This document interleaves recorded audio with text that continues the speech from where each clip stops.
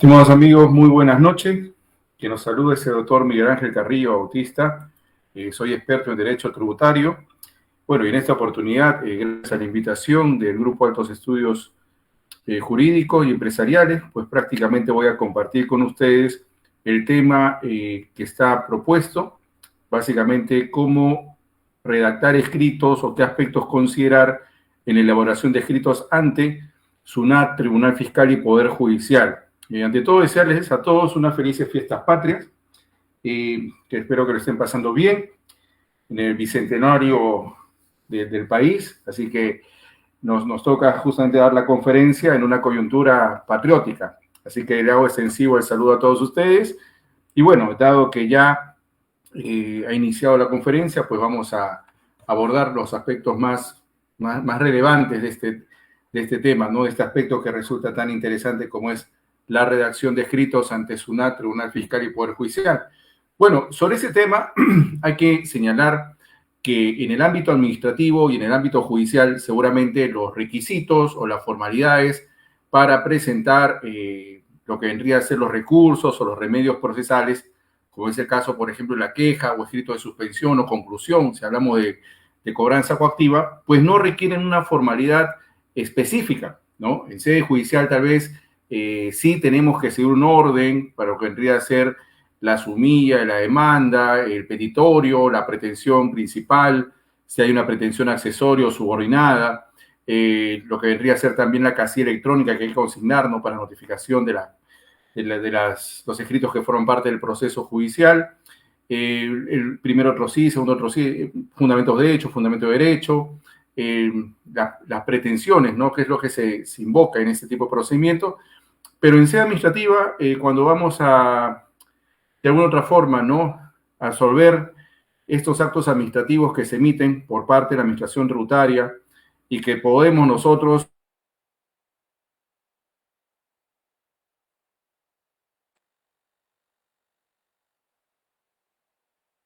todo queda a criterio de los asesores empresariales, los asesores jurídicos,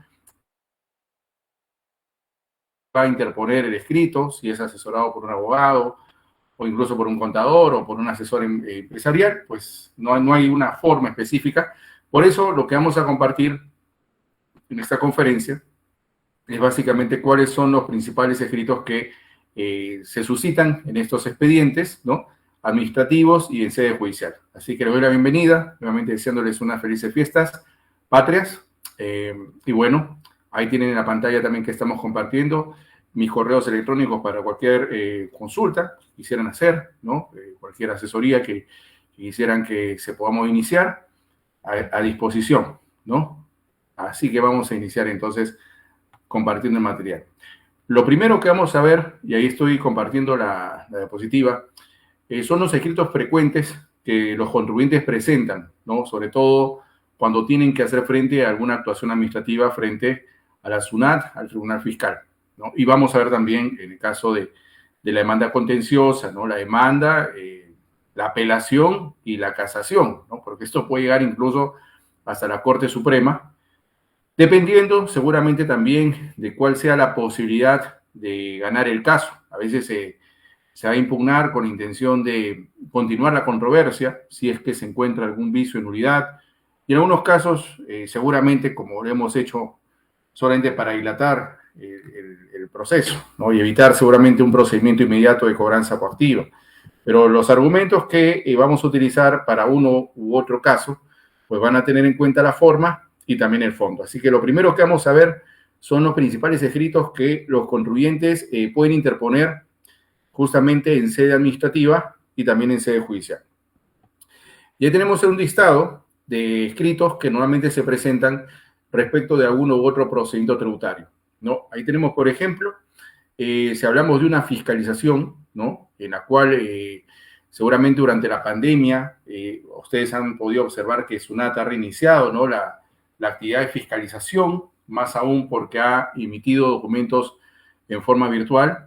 Vamos a ver que la fisca es un procedimiento tributario, un procedimiento administrativo, el cual se inicia, si hablamos de una fiscalización parcial o una fiscalización definitiva, con la notificación que se le hace al contribuyente de una carta de presentación y un requerimiento. En la carta de presentación le indican pues quiénes son los sujetos fiscalizadores encargados de llevar a cabo la fiscalización, y en el primer requerimiento pues básicamente se le indica ante qué tipo de procedimiento estamos, no sé si es una fiscalización definitiva o una fiscalización parcial, y también si es una fisca parcial, también hay que tomar en cuenta, ¿no?, lo que vendría a ser los aspectos que van a ser materia de esta fisca parcial. Entonces, como es un procedimiento en el cual lo que se busca es verificar el cumplimiento, si se ha determinado correctamente o no la obligación tributaria por parte del contribuyente, pues lo que vamos a ver es que se notifican diversos requerimientos, ¿no? Requerimientos que son pedidos de información, un requerimiento general que es el primer requerimiento, luego tenemos los requerimientos de sustentación de reparos, podríamos hablar incluso del requerimiento previsto en el artículo 75 del Código Tributario, el cual es un requerimiento opcional, y lleva ese nombre porque justamente el artículo 75 del Código establece la posibilidad de que la administración, en forma discrecional, pueda notificarle al contribuyente las conclusiones a las cuales ha llegado a lo largo del procedimiento de fiscalización para que se formule sus observaciones o, de ser el caso, presente documentación adicional, ¿no?, que respalde su pretensión, si es que no lo ha presentado, por ejemplo, en los primeros requerimientos. Entonces, ante la notificación de un requerimiento, lo que vamos a tener en cuenta es que nosotros vamos a elaborar escritos de respuesta a estos requerimientos. Incluso hay que recordar que últimamente SUNAT ha venido notificando, por ejemplo, cartas inductivas, sobre todo a aquellos contribuyentes que tienen ingresos, ¿no?, que SUNAT atribuye como rentas no declaradas del exterior, ¿no? Y estas cartas inductivas están llegando con mucha frecuencia en las últimas semanas, pero en algunos casos no necesariamente es una renta gravada. Podemos hablar, por ejemplo, de donaciones, podemos hablar de operaciones de financiamiento, préstamos que no generan un ingreso, sino más bien un monto por pagar. Podemos hablar incluso de montos que no están afectos al impuesto a la renta, contratación de seguros, fondos mutuos, entre otros, ¿no? Entonces, las cartas inductivas pues no forman parte de un procedimiento de fiscalización, sino yo diría que formarían parte de esta facultad de verificación o control que tiene la administración tributaria sobre las obligaciones de los contribuyentes. Y si hay una carta inductiva, pues hay que atenderla también hay que dar respuesta con una carta inductiva, a la carta inductiva, ¿no? Un escrito de respuesta a carta inductiva, así como llega una carta, contestamos con carta. Entonces, uno de los escritos que vamos a ver son los escritos de respuesta a los requerimientos, ¿no? Cómo hay que señalar, ¿no?, los argumentos por parte de la empresa, qué es lo que hay que adjuntar para evitar una contingencia mayor frente al fisco, y eso en lo que vendría a ser este primer tipo de documentos. El segundo es el escrito de respuesta al requerimiento que había comentado el artículo 75, ¿no? Si es que el contribuyente considera oportuno, por ejemplo, presentar la respuesta a este requerimiento, que como le digo es meramente opcional, no está obligado el contribuyente a dar respuesta al requerimiento del 75, pero puede formular algunas apreciaciones, algunas observaciones a las cuales se dio la administración tributaria. Por eso le denominamos escrito de respuesta al requerimiento del artículo 75. Y ya entrando a otro procedimiento, porque es muy cierto que la fiscalización va a culminar, sí, con la notificación de una resolución de terminación o más de una resolución de terminación, resoluciones de multa y, de ser el caso, pues orden de pago.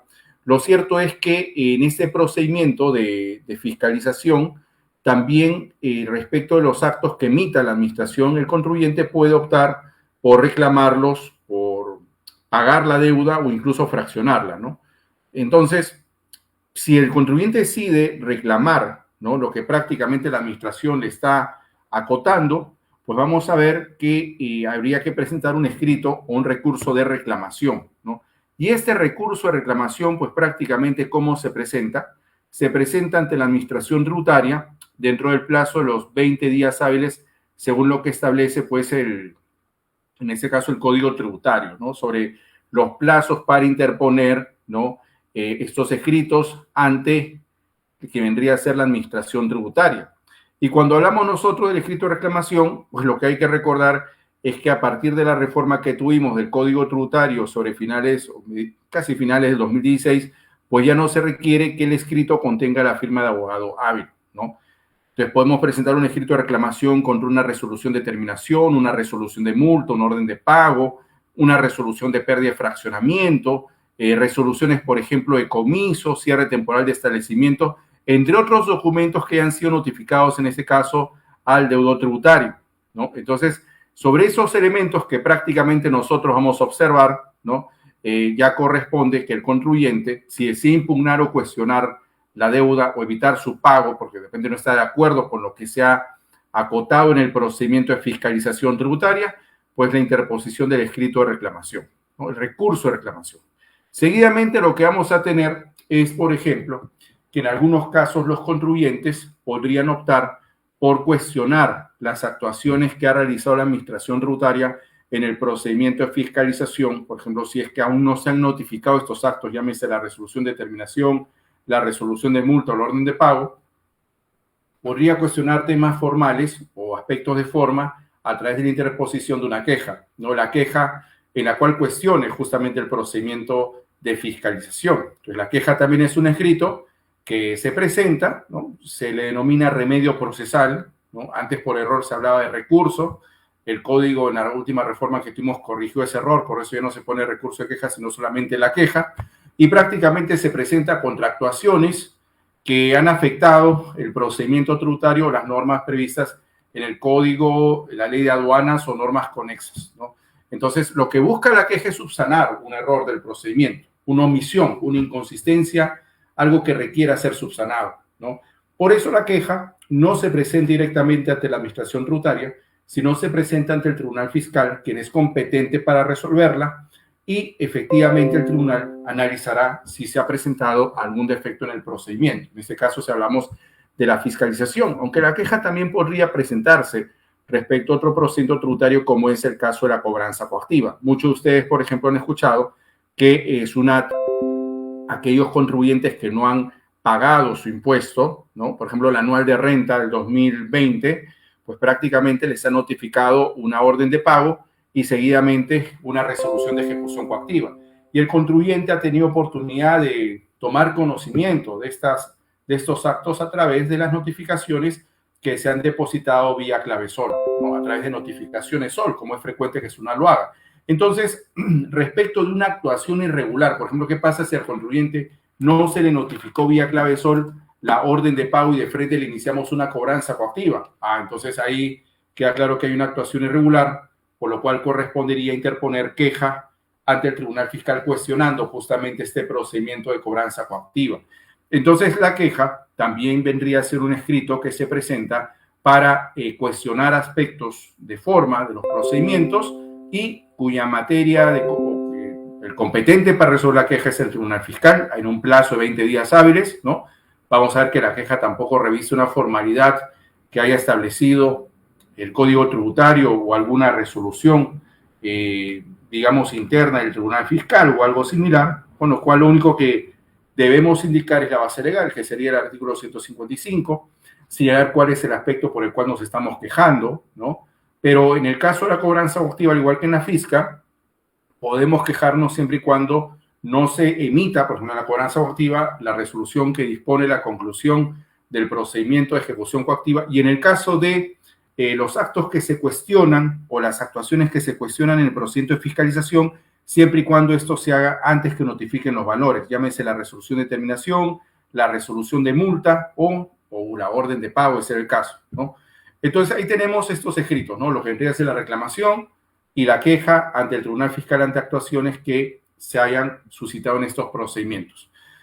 Hay situaciones en las cuales, por ejemplo, cuando presentemos el recurso de reclamación, seguramente nos olvidamos de adjuntar algún documento o incluso el escrito no establece o no queda muy claro cuál es la pretensión o no se han establecido, por ejemplo, los fundamentos de hecho, no queda muy claro si se está cuestionando el acto porque se ha puesto mal el número de la resolución o algún aspecto que prácticamente podría generar alguna inconsistencia, alguna inadmisibilidad. Por ejemplo, no se ha consignado en el escrito de reclamación la firma del contribuyente. Entonces, ¿qué pasa en esos casos?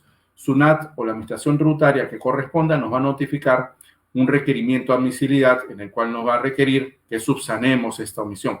Porque el escrito igual va a ingresar por meses partes, ¿no? No es que, por ejemplo, me digan, no, es que aquí no está firmado por el representante legal, por lo tanto, meses partes se cierra y dice, no te lo voy a admitir.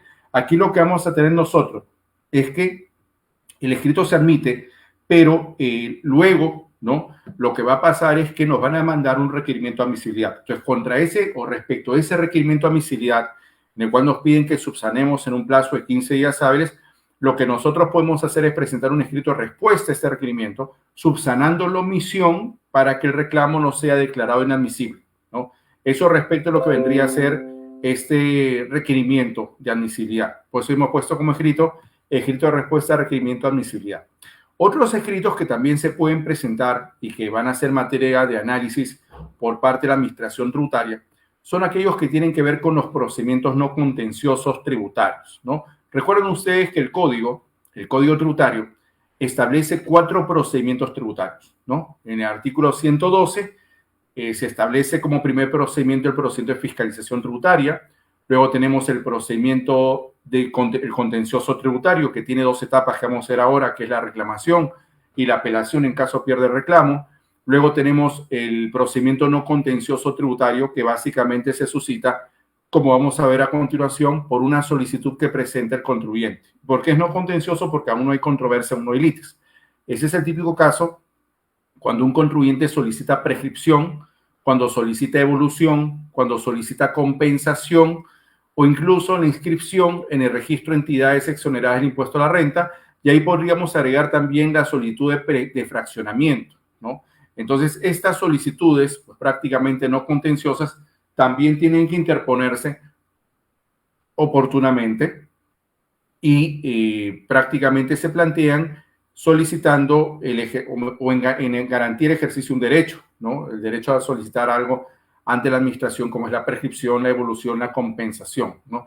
Inclusive vamos a ver que tienen un plazo para presentarse, ¿no? Si hablamos de devolución y compensación, hablamos del plazo de 4 años, ¿no? Para solicitarlo, ¿no? Y en el caso de la solicitud de inscripción en el registro de entidades exoneradas del impuesto a la renta, pues vamos a ver que es algo que si no se cumple, pues no se entiende que la entidad va a gozar de la exoneración. Es una formalidad necesaria para que pueda ya cumplir con esta formalidad y no ser, por ejemplo, en el caso de las asociaciones sin fines de lucro, no pagar renta, ¿no? Entonces son escritos que se presentan también ante la administración tributaria, la solicitud de prescripción, de evolución. Inclusive vamos a ver que la administración tributaria ha adecuado algunos formularios para que los contribuyentes presenten estas solicitudes. Asimismo, tenemos el escrito de respuesta a las cartas inductivas, las más frecuentes, las cartas por incremento patrimonial o la presunción de que hay un incremento patrimonial, al igual, por ejemplo, que las cartas que les estoy comentando, que justo algunos colegas me han comentado que han estado llegando, estas cartas en las cuales se asume, ¿no?, que prácticamente la entidad, ¿no?, o la empresa o el contribuyente tiene renta de fuente extranjera que no ha declarado. Entonces hay que tener mucho cuidado, sobre todo con las ganancias que se tengan del exterior. Y como hay una presunción, no necesariamente está acreditado que sea una renta no declarada. Por eso lo importante, si no es una renta generada en extranjero no declarada, el contribuyente puede ejercer su derecho a dar respuesta a esta carta. Y en el caso de los ampliatorios, ¿no? Ahí me han preguntado, por ejemplo, ¿qué pasa cuando yo ya reclamé y quiero ampliar los argumentos, o de repente el contribuyente contrató otro abogado, otro asesor empresarial que quiere reforzar lo que se planteó en el reclamo? Hay que recordar que también, como en un escrito frecuente, podríamos hablar de los ampliatorios de reclamación o de recurso de reclamación, los cuales pues prácticamente se interponen ante la administración tributaria, se hace referencia al expediente, ¿no?, que ya se ingresó como reclamo y se pone en la sumilla escrito ampliatorio de reclamación, ¿no?, cuando nosotros vamos a ampliar nuestros argumentos respecto a una actuación que hemos tenido previamente, un acto que ha sido impugnado previamente. Asimismo, en el caso de la cobranza coactiva, lo que vamos a ver es que es usual que los contribuyentes, de acuerdo a una causal acreditada, puedan solicitar la suspensión o la conclusión del procedimiento de cobranza coactiva, siempre y cuando se presente la causal prevista en el artículo 119 del Código Tributario. Entonces, si yo tengo iniciado un procedimiento de cobranza coactiva, por ejemplo, ahora que se está realizando en forma virtual y ya tenemos habilitada la mesa de parte virtual de la SUNAT, lo que va a corresponder es presentar el formulario 105011, ¿no?, en el cual lo lleno en forma virtual e invoco una causal de suspensión o conclusión o reducción del embargo, levantamiento del embargo, o de repente puede darse el caso que la cobranza está haciendo contra una persona distinta al obligado es decir, algún supuesto que genere que la cobranza resulta manifiestamente improcedente. Entonces, esos casos también son frecuentes cuando uno tiene que cuestionar pues estas actuaciones del procedimiento de cobranza coactiva, ¿no? Aunque vamos a ver que el cuestionamiento más eficaz, o sea, más que la suspensión o pedir la conclusión, es cuestionarlo a través de una queja ante el Tribunal Fiscal. Y se puede hacer en forma paralela, es decir, la presentación de la queja no desvirtúa o no excluye la presentación de un escrito de suspensión o conclusión del procedimiento de cobranza coactiva, ¿no? Asimismo tenemos, ¿qué pasa, por ejemplo, cuando el contribuyente ha presentado pues estas solicitudes no contenciosas, entiéndase la solicitud de devolución, de compensación o de prescripción, y sabemos que la administración tiene un plazo de 45 días hábiles para poder de alguna otra forma analizar el escrito presentado por el contribuyente, pero no lo hace, ¿no? ¿Qué pasa cuando transcurren 45 días hábiles sin que haya algún pronunciamiento de la administración? Bueno, vamos a ver que de acuerdo a lo que establece el Código Tributario, los contribuyentes pueden optar por presentar una reclamación contra la resolución ficta negatoria de solicitud no contenciosa. Pues hemos puesto ahí escrito de reclamación contra resolución denegatoria ficta de solicitud no contenciosa. Asimismo, puede darse el caso que el inmueble o el bien que se está afectando con cobranza coactiva, pues es de propiedad de un tercero que es propietario antes que haya entrado la medida cautelar de embargo. Entonces, ahí lo que sucede es que esta persona, ¿no?, lo que va a hacer es presentar un escrito de intervención excluyente de propiedad, ¿no?, en el procedimiento de cobranza coactiva para evitar que ese inmueble o ese bien sea ejecutado, ¿no?, acreditando que es propietario antes de que traen la medida de embargo, ¿no?, antes que se inicie el procedimiento de cobranza coactiva, ¿no? Y ahí tenemos ese escrito, se denomina escrito de intervención excluyente de propiedad. Asimismo, otro caso de escrito frecuente, sobre todo en el procedimiento de fiscalización, se da cuando un contribuyente, por ejemplo, no puede cumplir oportunamente con lo que le está siendo requerido por la administración tributaria. Entonces lo que hace es solicitar la prórroga, ¿no?, para la presentación o exhibición de documentos en el procedimiento de fiscalización. Y como había comentado sobre el final, pues prácticamente también tiene la potestad de presentar respuestas a esquelas de citación, cartas inductivas o cartas de comparecencia. Y en etapa de apelación, pues lo que vamos a ver es que el contribuyente, si por ejemplo el reclamo fuera denegado por parte de la administración, puede interponer recurso de apelación, ¿no? Asimismo, respecto de la apelación, puede ampliar sus argumentos a través de un recurso de apelación. Incluso podría apelar la resolución que declare improcedente la intervención excluyente de propiedad. También es una causal, por ejemplo, que el contribuyente podría utilizar para ampliar sus argumentos o incluso apelar la improcedencia y la intervención excluyente de propiedad. Y también podría presentar, por ejemplo, solicitud de aclaración, ampliación o corrección de fallo, ¿no? Estos son casos, por ejemplo, en los cuales los contribuyentes han sido notificados con la resolución del Tribunal Fiscal, pero aún así consideran que hay un aspecto que deba ser aclarado, ampliado, corregido, ¿no? Entonces, en esos casos lo que vamos a ver es que un escrito frecuente que se suscita, sobre todo respecto a estos procedimientos, es que podría presentarse una solicitud de aclaración, ampliación o corrección de fallo, ¿no?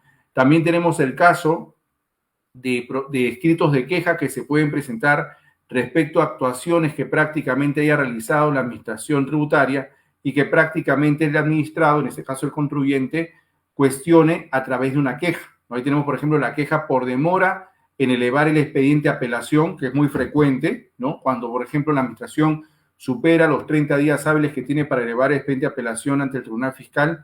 Luego tenemos la queja ante el Tribunal Fiscal, por ejemplo, contra actuaciones que afecten el procedimiento de fiscalización, que lo había comentado, ¿no? O sea, ¿qué casos son frecuentes para presentar queja? Sucede que de repente la administración me está notificando requerimientos a pesar que ha transcurrido el año de la fecha en que yo cumplí con el primer requerimiento en su totalidad.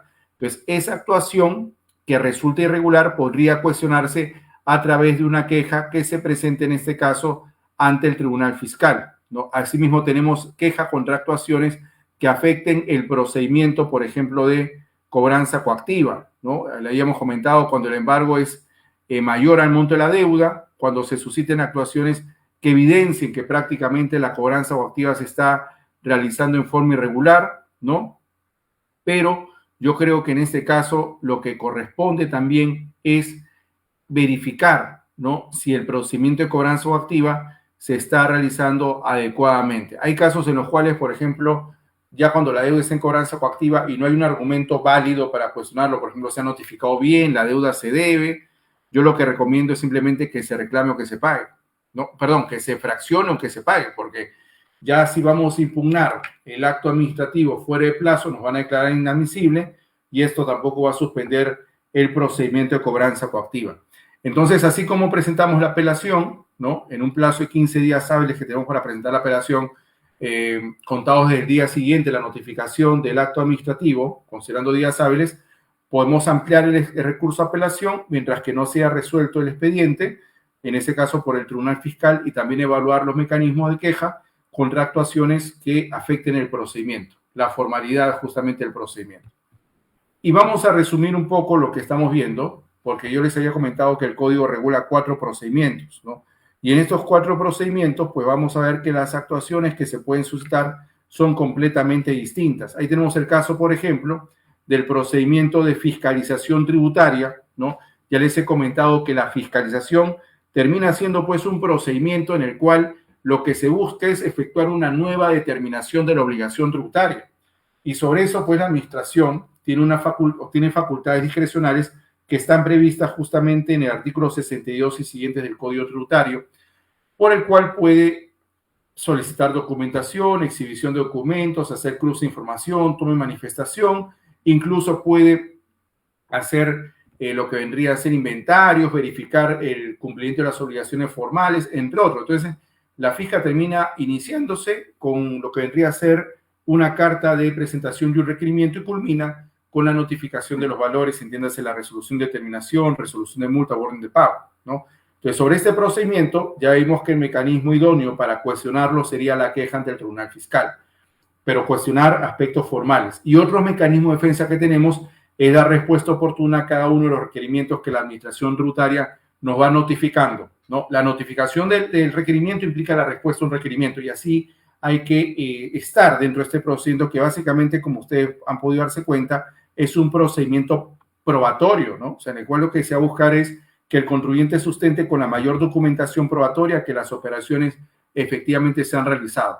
Luego tenemos el procedimiento contencioso tributario, que es un procedimiento que se inicia con la interposición de una reclamación contra el acto reclamable, que puede ser una resolución de terminación, una resolución de multa, un orden de pago, una resolución de pérdida de fraccionamiento o cualquier acto que esté vinculado con la determinación de la obligación tributaria. También sea caso de reclamación contra, por ejemplo, la resolución de comiso, resolución de cierre temporal de establecimiento, resolución de internamiento temporal de vehículos o cierre de oficinas profesionales, ¿no? Entonces también son actos impugnables a través de la reclamación y en caso el contribuyente no tenga un pronunciamiento favorable por parte de la administración, ¿qué haría en este caso la potestad de presentar la apelación ante el Tribunal Fiscal, ¿no? El escrito de apelación, recuerden que es un escrito que se presenta ante la administración para que lo eleve al Tribunal Fiscal. Para ese plazo que tiene la administración para que se eleve el expediente al Tribunal Fiscal es de 30 días hábiles y el plazo que tengo yo para apelar, como ya he comentado, es de 15 días hábiles, ¿no? Asimismo, tenemos el procedimiento no contencioso tributario, ¿no? Que es un procedimiento en el cual, pues prácticamente lo que hacemos nosotros, lo inicia el contribuyente en ejercicio de su derecho de petición, ¿no? Puedo pedir prescripción, devolución, compensación, fraccionamiento o cualquier otra solicitud que desee presentar el contribuyente que prácticamente amerite un pronunciamiento por parte de la Administración Tributaria. En el cuarto punto vamos a ver, por ejemplo, el procedimiento de cobranza coactiva, el cual es un procedimiento en el cual ya tenemos una deuda que resulta exigible coactivamente y que seguramente va a dar lugar a una notificación. O sea, ¿cómo se inicia la cobranza coactiva? La cobranza coactiva se inicia con la notificación de una resolución de ejecución coactiva, la cual tiene un mandato de pago de 7 días hábiles, ¿no? O sea, 7 días hábiles que tiene el contribuyente para presentar, ¿no? O pagar la deuda, o incluso puede fraccionarla, pero recuerden que el fraccionamiento no suspende la cobranza, pero básicamente son 7 días hábiles bajo apercibimiento de la ejecución forzosa, es decir, ya trabar embargos, el más utilizado en forma de retención, sea en cuenta bancaria, embargo por cuenta de tercero o embargo respecto a inmueble. Entonces, vamos a ver que estos procedimientos de cobranza coactiva es un procedimiento que se inicia solamente cuando tenemos una deuda que resulta exigible coactivamente. Y prácticamente las causales de suspensión y conclusión del procedimiento de cobranza activa la vamos a encontrar justamente en el artículo 119 del Código Tributario, ¿no? Entonces, estos 4 procedimientos, lo que vamos a hacer a continuación es que tienen mecanismos de defensa que vamos a presentar a través de recursos, de escritos o incluso la queja para poder cuestionar cada uno de ellos, ¿no? Son procedimientos tributarios recogidos como tales según lo que establece el artículo 112 del Código Tributario. Ahí en el caso de la fisca, ¿no? La facultad de verificación y fiscalización, vamos a encontrar pues 3 procedimientos: la fisca definitiva, la fisca parcial y la fisca parcial electrónica, ¿no? Dependiendo cómo se inicie o qué aspecto es el que va a ser materia de fiscalización, vamos a estar frente a uno u otro procedimiento, ¿no? Hay que recordar que la fisca parcial electrónica lo que implica es que todo se va a realizar vía notificaciones en clave SOL, ¿no? Hay que recordar también que a la fecha no hemos tenido un caso de fiscalización parcial electrónica.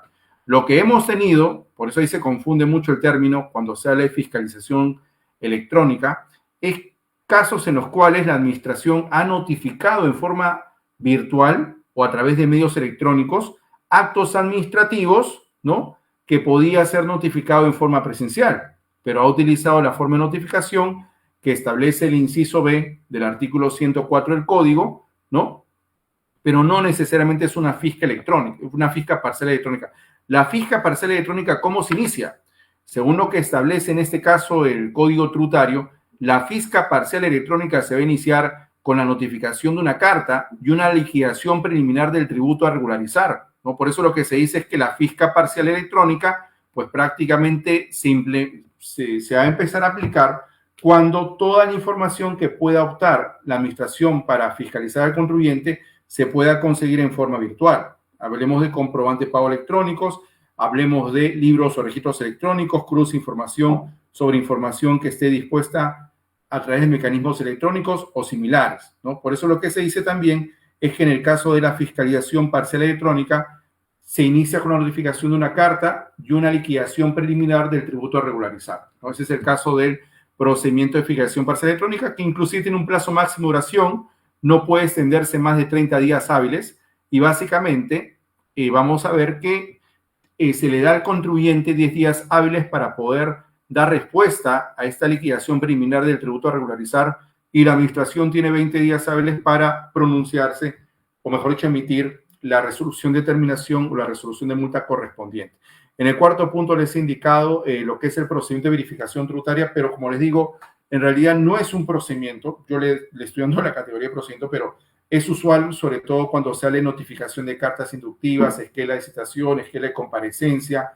Son actos, yo diría que más que un procedimiento, una facultad de verificación o efectuar el control de obligaciones tributarias a cargo de la administración.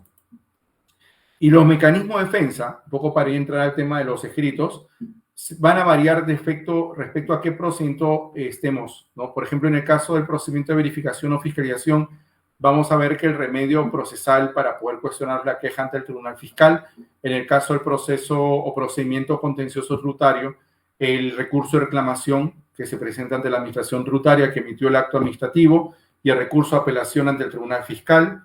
En el caso del procedimiento no contencioso tributario, que habíamos comentado, ¿no?, que se inicia con una solicitud que presenta el contribuyente, puede dar lugar, por ejemplo, a un recurso de apelación si es que el acto que sea, o mejor dicho, el acto que emite la administración es desfavorable para los intereses del contribuyente, y de una reclamación previa cuando la respuesta ha sido respecto de una solicitud de devolución. La norma señala que la resolución que niega la devolución es un acto reclamable y posteriormente apelable, ¿no? Entonces, en el caso no contencioso, el mecanismo de defensa que vamos a ver es básicamente a través de una apelación o una reclamación previa si es que es un expediente de devolución. Si hay un cuestionamiento, por ejemplo, alguna omisión, algún vicio del procedimiento en una fiscalización que se ha llevado a cabo como consecuencia de una solicitud de devolución, ese cuestionamiento se puede hacer a través de la presentación de una queja ante el Tribunal Fiscal. Y finalmente, en el caso de la cobranza coactiva, como ya lo había comentado, el contribuyente lo que va a optar seguramente es por presentar un escrito de suspensión o conclusión de cobranza coactiva, pero en paralelo también puede presentar una queja ante el Tribunal Fiscal cuestionando si la cobranza coactiva se realizó en forma irregular. Pero como les digo, si no hay manera, o sea, si no hay argumento de cuestionar la cobranza coactiva, lo que debería hacer el contribuyente es pagar o fraccionar la deuda. Porque ¿para qué vamos a quejarnos si el procedimiento se ha seguido adecuadamente, si la deuda es exigible, si prácticamente los valores han sido notificados a través de vía notificaciones solo en forma presencial? Es decir, no hay algún aspecto que sea materia de cuestionamiento por parte del contribuyente ante la administración tributaria.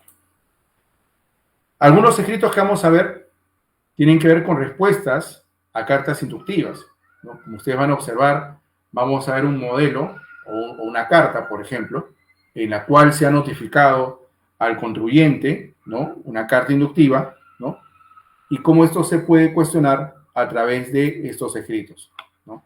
Vamos a verlo entonces. Ahí tenemos un modelo de respuesta a carta inductiva, ¿no?, que prácticamente se notificó, ¿no?, como consecuencia de que prácticamente el contribuyente había sido notificado porque había verificado la administración del PLAME y de sus declaraciones virtuales que tenía más personal en planilla, más personal que emite recibos honorarios en comparación con el personal de planilla. Entonces le notificó esta supuesta inconsistencia, ¿no?, que prácticamente se había verificado, ¿no?, del personal de planilla con los de cuarta, y en función a eso le estaba diciendo, ¿no?, al contribuyente que debía subsanar, pagar la renta de quinta no declarada o no pagada, ¿no?, al advertir pues esta inconsistencia, ¿no?, con una carta que en realidad no tenía mucho sustento legal, porque la norma no señala que yo tenga que tener más personal en planilla que por locación de servicios, ¿no? Por lo menos la norma tributaria no lo señala así. Entonces, ante esta carta que llegó pues a la empresa, lo que se hizo fue contestarlo, y ustedes pueden observar en la gráfica el modelo de respuesta a carta inductiva, ¿no?, en la cual se señala pues directamente los datos de la empresa, ¿no?, una sociedad nacional de capacitación, el domicilio fiscal de la empresa, no hemos sido notificados con la carta inductiva, mediante la cual la administración nos comunica que como consecuencia de los cruces de información ha identificado, ¿no?, ingresos declarados a través del PTC 21 o la planilla electrónica de enero a diciembre de 2014, en la cual se determina que las actividades son realizadas con un número reducido de trabajadores afectos a rentas de quinta y un número mayor de trabajadores afectos a renta de cuarta categoría, ¿no? Entonces, al momento que se analizan los argumentos, por ejemplo, se le explicó, ¿no?, que la norma tributaria no señala que haya una obligación por parte de las empresas de verificar que su personal tenga una mayor proporción en planilla que los de cuarta. Eso ya queda a discreción de cada empresa, de la forma de contratación. Claro que podría originar de repente alguna acotación por parte del SUNAFIR si es que verifica, ¿no?, que el personal que esté emitiendo recibos pues prácticamente debe estar en planilla, ¿no? Entonces, en estos casos lo que se solicita, lo que se exige es que prácticamente sobre las obligaciones que se están verificando por parte de los contribuyentes, si la norma no señala expresamente una obligación, simplemente no hay que cumplirlo. La norma no señala en ese caso que más personal tendría que haber, ¿no?, por parte de la empresa, los que están en planilla en comparación con los de cuarta, ¿no? Entonces, lo que se ha hecho simplemente es tratar de indicarle al contribuyente, ¿no?, de qué manera puede él, ¿no?, subsanar alguna omisión que en este caso no se había acreditado. O sea, no hay una omisión porque el personal de planilla y el de cuarta puede ir variando. Por eso, cuando se contesta la carta, se dice en consecuencia los ingresos declarados por parte de la empresa, ¿no?, durante el ejercicio tributario 2014, tanto en el PTC 21 como en el PTC 601, que es la planilla electrónica, se encuentran calificados correctamente en relación a la renta del trabajo, ¿no?, de los servidores que nos prestaron en dicho ejercicio sus servicios en forma independiente, por la cual nos emitieron pues los recibos por honorarios, ¿no?, así como respecto al personal en planilla de la empresa, a los cuales se les emitió la respectiva boleta de pago. Es decir, se le aclara a la administración que no había obligación de diferenciar entre la cantidad del personal que emite recibos y la cantidad del personal que está en planilla. Por lo tanto, como no es un acto impugnable, la carta inductiva no es un acto por el cual yo pueda presentar, por ejemplo, un recurso de reclamación, un recurso de apelación, porque simplemente son actos que se emiten como consecuencia, pues, de esta facultad de verificación o control de obligaciones, ¿no? Lo que hacemos es dar por atendido, en este caso, la carta inductiva del 6 de octubre de 2015, en el plazo de días hábiles que se había otorgado, al haber sustentado documentariamente y con los fundamentos legales correspondientes la correcta calificación de los ingresos de los trabajadores y de los locadores por servicios, ¿no? Se adjunta la carta inductiva, recibos por horarios, el PET, la planilla electrónica, es decir, simplemente para dejar constancia que esa inconsistencia o supuesta inconsistencia no tenía ningún sustento legal, ¿no?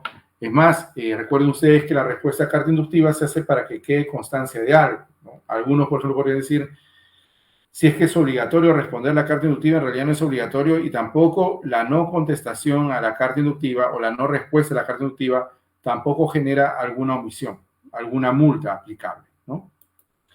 Luego nos llegó esta carta, por ejemplo, es una carta que llegó en el año 2018, ¿no? Un contribuyente que prácticamente se dedicaba a realizar operaciones con empresas de las cuales se encontraba vinculada económicamente, casos en los cuales, por ejemplo, la empresa domiciliada pues estaba en Chile, ¿no? La no domiciliada está en Chile, la domiciliada en Perú, y prácticamente la SUNAT le notifica esta carta porque advierte que de la revisión de este formulario virtual, el 617, que es otras retenciones, había concluido que no se había aplicado la tasa correcta para las retenciones a los sujetos no domiciliados, ¿no? Entonces ahí lo que le dice es, mediante la presente le informamos que como parte de nuestra labor de fiscalización, en la SUNAT estamos programando la aplicación de diversas acciones de control.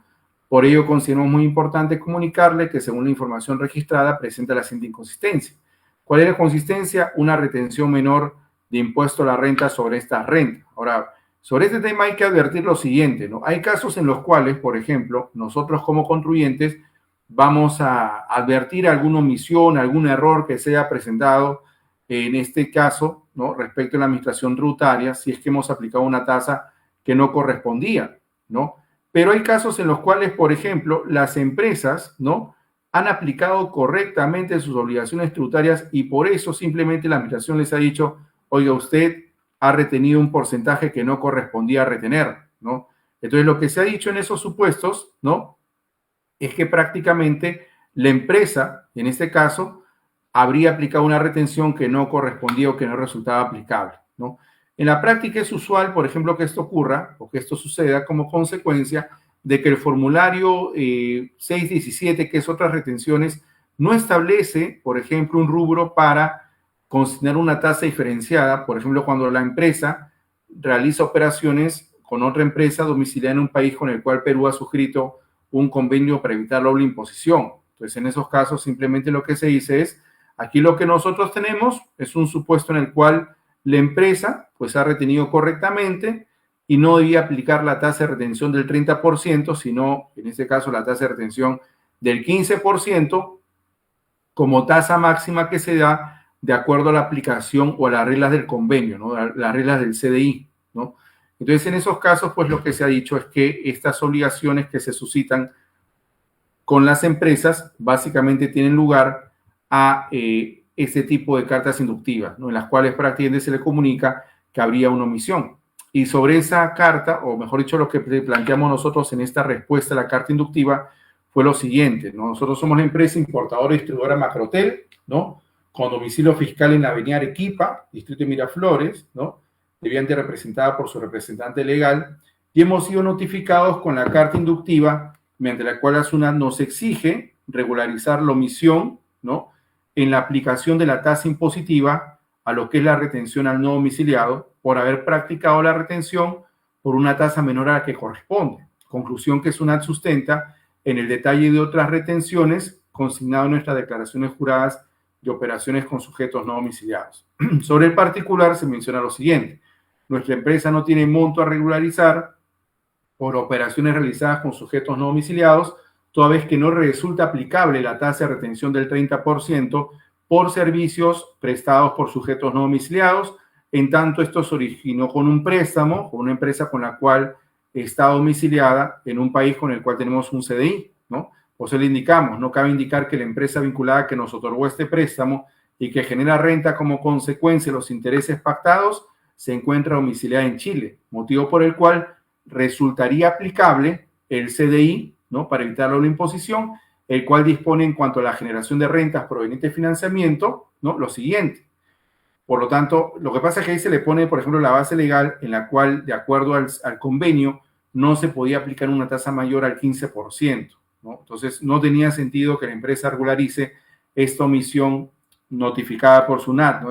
Por carta inductiva, por una tasa de retención del 30% si no tenía que aplicar la tasa del 15%. Por lo tanto, se solicita, se dé respuesta, o sea, se considera atendido lo señalado en la carta inductiva dentro del plazo, amparando pues la facultad de verificación o fiscalización tributaria. Simplemente para dejar constancia que hemos cumplido con absolver esta carta inductiva. Por lo tanto, la retención que nos están notificando el 30 no resultaba aplicable.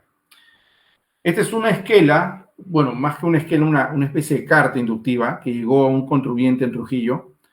Como ustedes pueden observar, le observan que ha llevado con atraso mayor al permitido los libros de contabilidad u otros libros o registros exigidos por leyes, reglamentos o por resolución de SUNAT, ¿no?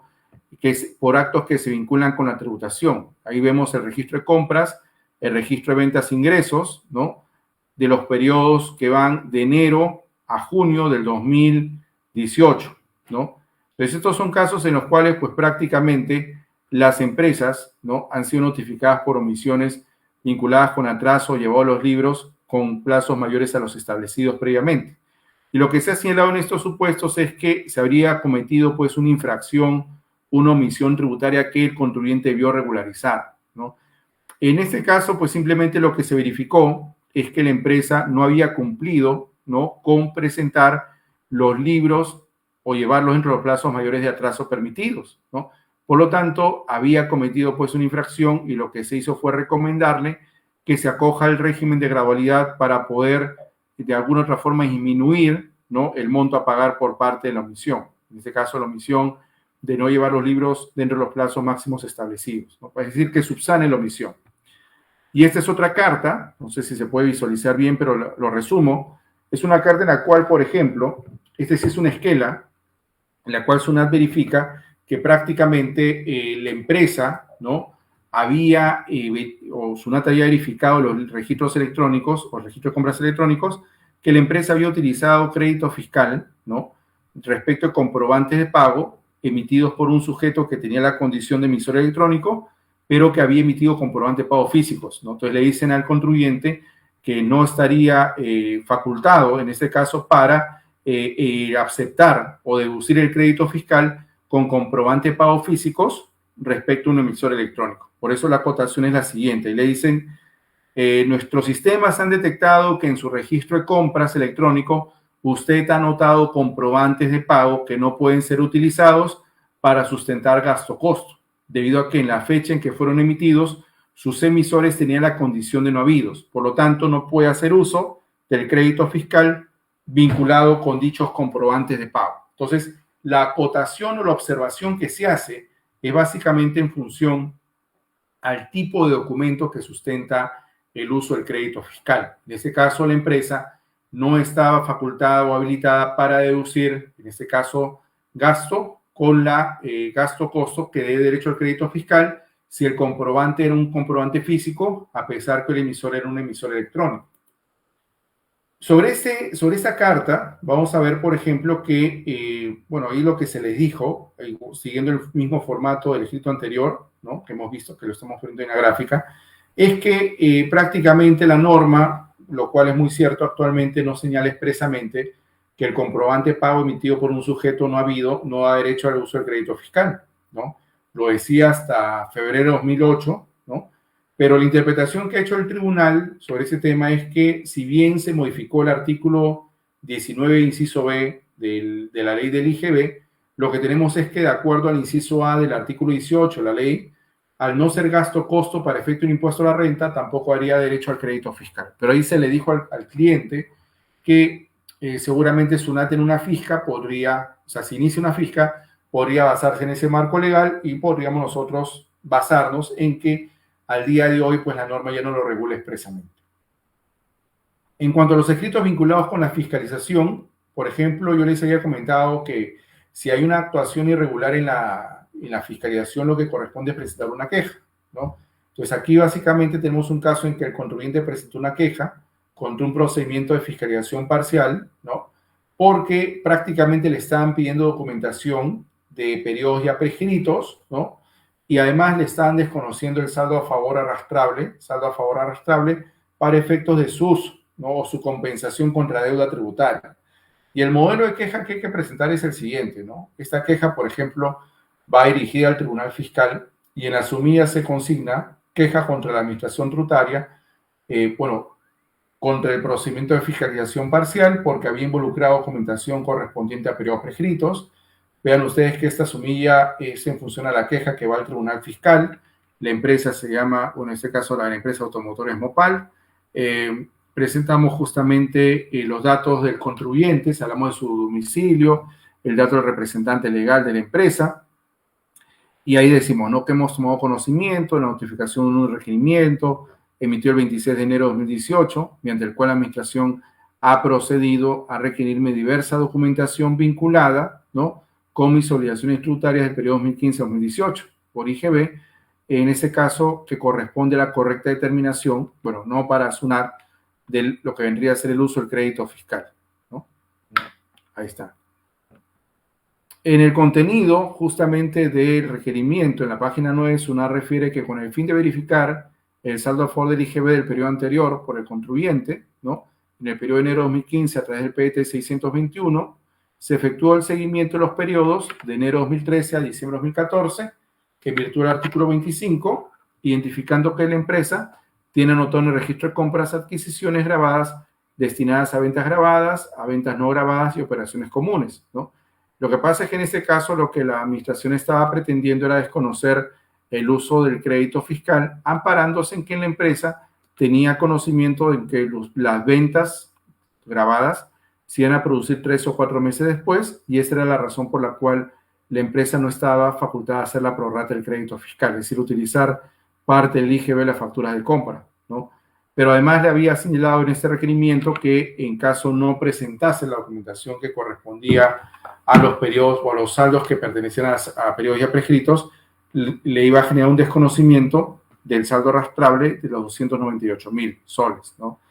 En ese sentido, SUNAT concluye que no sustentar lo solicitado se procedería a considerar el saldo a favor como cero, según lo determinado por dicha entidad, ¿no? Y bueno, ahí ponemos un poco el argumento, ¿no? Atendiendo lo que nos están observando, a través de este escrito cuestionamos la actuación de la administración de desconocer el saldo a favor acumulado entre diciembre de 2014 aplicable a enero de 2015 en adelante, sin mayor sustento alguno, y comprendiendo entre el periodo fiscalizado a lo que vendría a ser 2013 a diciembre de 2014, que claro, para ese periodo ya se encontraba prescrito. Por lo tanto, ahí lo que se solicitó fue que se declare fundada la queja, ¿no? Que la administración dé por concluido el procedimiento de fiscalización por haberse identificado actuaciones irregulares, y también lo que se indicó fue que prácticamente se impida o de alguna otra forma se deje sin efecto esta pretensión de desconocer el arrastre, ¿no? Del crédito fiscal o la prorrata que había efectuado la empresa. Ahí está. Solicitamos la emisión de la resolución que respuesta nos solicitó. Este es para respecto a la evolución del saldo a favor del exportador. Esta es la queja que se presentó, ¿no? ¿Cómo resolvió el Tribunal Fiscal? Bueno, sobre este caso, el Tribunal, en la resolución 832 de la Sala Q 2018, analizando la controversia, pues dice que aquí lo que se verifica es que estamos ante una fiscalización de enero de 2015 a diciembre de 2017, ¿no? En el cual, sobre una interpretación errada del 25, la administración pretende desconocerle al contribuyente la prorrata del crédito fiscal. Pero la base legal que utiliza el Tribunal Fiscal la vamos a ver a continuación, ¿no? Cuando el tribunal analiza las quejas para saber si efectivamente son fundadas o infundadas, parte el análisis del artículo 155 del Código Tributario, en el cual se establece pues las reglas que deben seguir los contribuyentes, ¿no? Prácticamente si es que hay una actuación, un procedimiento que afecte lo que señala el Código, la Ley General de Aduanas, su reglamento, las disposiciones administrativas en materia aduanera, ¿no? Y el artículo 62, un poco para analizar la queja, porque es el artículo que le da las facultades discrecionales a la administración tributaria para verificar sus actuaciones, ¿no? La facultad de fiscalización, que incluye inspección, investigación y el control de obligaciones tributarias incluso para aquellos sujetos que cuenten con exoneración o inafectación, ¿no? También es importante tenerlo en cuenta, sobre todo para lo que vendría a ser la queja, ¿no? Y ahí analiza el tribunal, ¿no? Como ustedes pueden observar, lo que se planteó fue la nulidad de lo que se había establecido mediante requerimiento. Ahí lo que vemos es lo siguiente, prácticamente lo que dice en ese sentido respecto a que se declare la nulidad del requerimiento al sostener que mediante dicho requerimiento la administración pretende desconocerle pues el saldo a favor de periodos anteriores a enero de 2015 sobre la base pues de una interpretación errónea, ¿no?, del artículo 25 al considerar que tiene un crédito inexistente, ¿no?, lo que según indica implica pues fiscalizar periodos prescritos no comprendidos en el procedimiento de fiscalización, ¿no? Cabe señalar que dichos argumentos se encuentran vinculados directamente con los reparos, ¿no?, que la administración puede determinar como resultado de la referida fiscalización, lo cual, de acuerdo al criterio antes expuesto, no corresponde que sea analizado en la vía de la queja, sino a través de la interposición de un recurso impugnativo, ¿no? Bueno, básicamente, ¿por qué llega a esa conclusión la administración tributaria? Porque recuerden que en ese caso habíamos comentado que la queja cabe contra aspectos formales, ¿no? Entonces, si yo estoy cuestionando que me están desconociendo el saldo, el crédito fiscal, como consecuencia de un mal arrastre o una interpretación, digamos, que no es la adecuada respecto a lo que vendría a ser la prorrata, pues vamos a ver que en este caso es un aspecto de fondo, por eso declara improcedente la queja. Entonces, cuando nosotros cuestionamos aspecto de fondo, hay que recordar que la queja podría resultar improcedente porque no estamos cuestionando aspecto de forma que sí es materia de una queja contra el procedimiento de fiscalización tributaria, ¿no? Y ahí también tenemos el modelo de respuesta a lo que establece el artículo 75 del Código Tributario, ¿no? Sucede que la administración podría notificar al contribuyente las conclusiones a las cuales llegó en el procedimiento de fiscalización y en función a eso el contribuyente dar un escrito de respuesta, ¿no? Bueno, este es un escrito de respuesta en el cual prácticamente le habían reparado al contribuyente diversos gastos, ¿no? Por eso ahí la sumilla dice respuesta a requerimiento del procedimiento de fiscalización definitiva. Hay que hacer referencia también a la carta de presentación. O sea, todos los datos de identificación del expediente habría que indicarlos, ¿no? A quién va dirigido en este caso, el auditor de la SUNAT que está prácticamente señalado en los documentos de la fiscalización. Ahí tenemos la contribuyente, ¿no?, con número RUC, domicilio fiscal, habiendo sido notificada por ese requerimiento en el cual le dicen que formule sus conclusiones a la fiscalización y se le otorga un plazo para efectuar sus descargos, ¿no?, por IGB y renta del 2013-1 a 2013-12, ¿no? Los reparos, ¿cuáles habían sido? Bueno, diferencia entre lo registrado en compras y lo que había declarado la contribuyente, ¿no? Entonces, ahí lo que señalamos es, en cuanto al reparo, cabe señalar que la SUNAT no ha considerado que la diferencia entre lo declarado y lo registrado corresponde al uso del crédito fiscal, condicionado pues a las obligaciones formales para su deducción, ¿no? Lo cual implica que lo que se consigna en el comprobante pago que se ha anotado en el registro de compras no necesariamente coincida con lo declarado en un determinado periodo, siendo que ante la duda o cuestionamiento por parte de la SUNAT de la referida anotación, ¿no?, ha podido solicitar información que permite identificar tal diferencia, ¿no?, lo cual no hizo.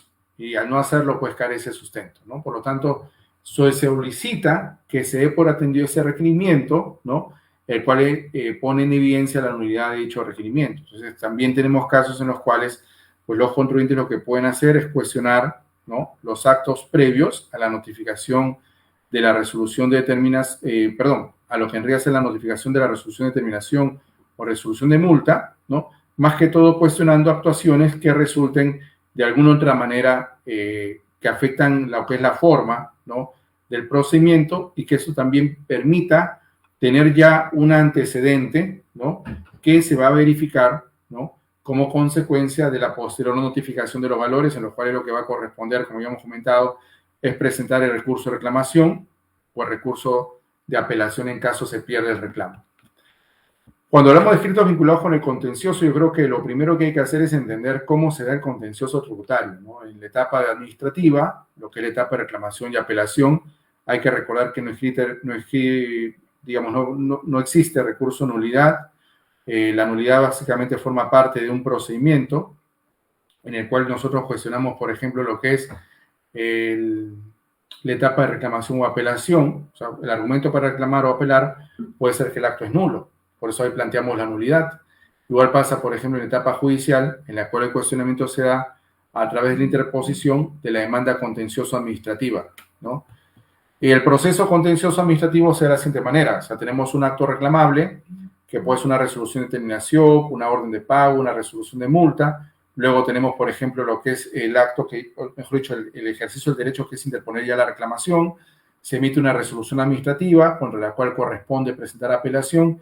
Y finalmente la resolución del Tribunal Fiscal que da respuesta, ¿no?, a la apelación. Entonces, el circuito que hay que seguir es el que estamos viendo a continuación, ¿no? Desde el acto reclamable para su impugnación mediante una reclamación, y en el caso de lo que vendría a ser la apelación en el plazo de 15 días hábiles, que prácticamente se da como consecuencia, ¿no?, de que el contribuyente perdió el reclamo, ¿no?, la potestad de poder cuestionar esos actos en el contencioso tributario.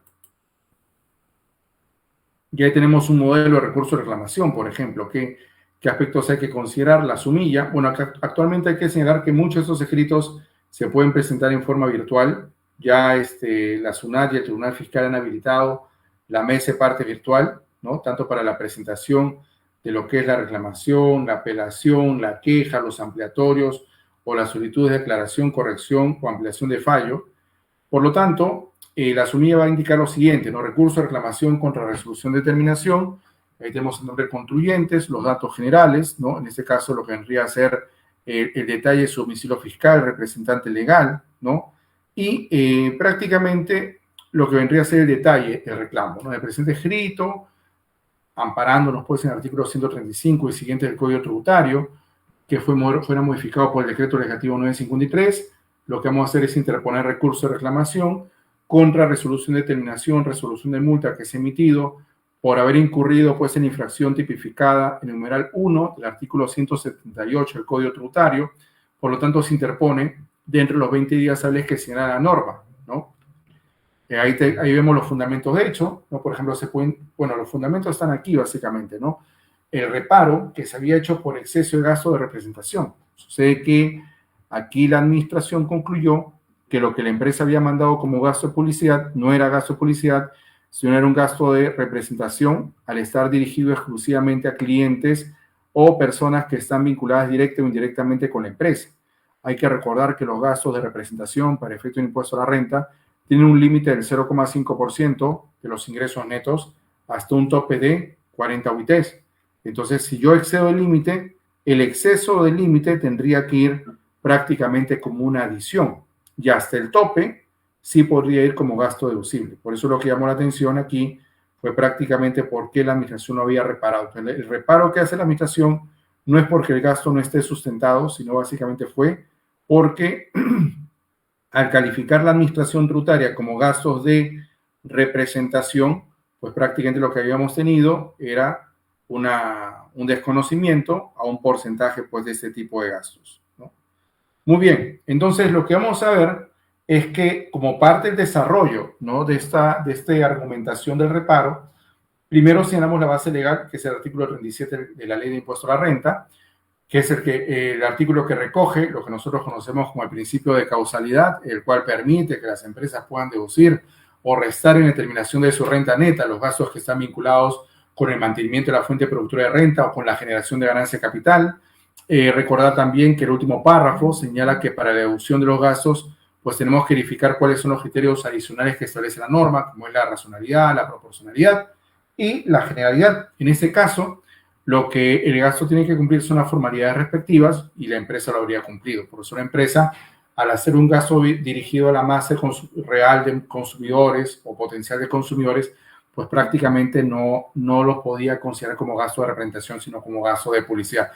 Y entonces ese fue el argumento por el cual, vamos a ver ahora lo que se dijo, ¿no? Se solicita que se declare fundado el reclamo contra la resolución de terminación y se deje sin efecto pues dichos valores y mucho menos no se ha acreditado que se haya cometido la infracción prevista, el numeral 1 del artículo 178, ¿no? Luego, en el caso de los ampliatorios, ¿no?, tenemos un modelo de recurso, o mejor dicho, de solicitud o de ampliatorio de reclamación contra una resolución de terminación, ¿no? Ahí tenemos el caso de la empresa, ¿no?, servicios médicos estéticos, ¿no?, su domicilio, su RUC, los datos que identifican a la empresa. Vemos también lo que vendría a ser en este caso el desarrollo del escrito. Con fecha 5 de mayo interpusimos recurso de reclamación contra estos valores, ¿no? Al no estar de acuerdo con los reparos efectuados, que se consignó pues prácticamente para desconocer estas operaciones, ¿no? Y el desconocimiento de las mismas, pues prácticamente, en tanto la administración ha considerado que se ha afectado el derecho de defensa del contribuyente, por lo que hacemos es ampliar nuestros argumentos a través de un escrito ampliatorio de reclamación.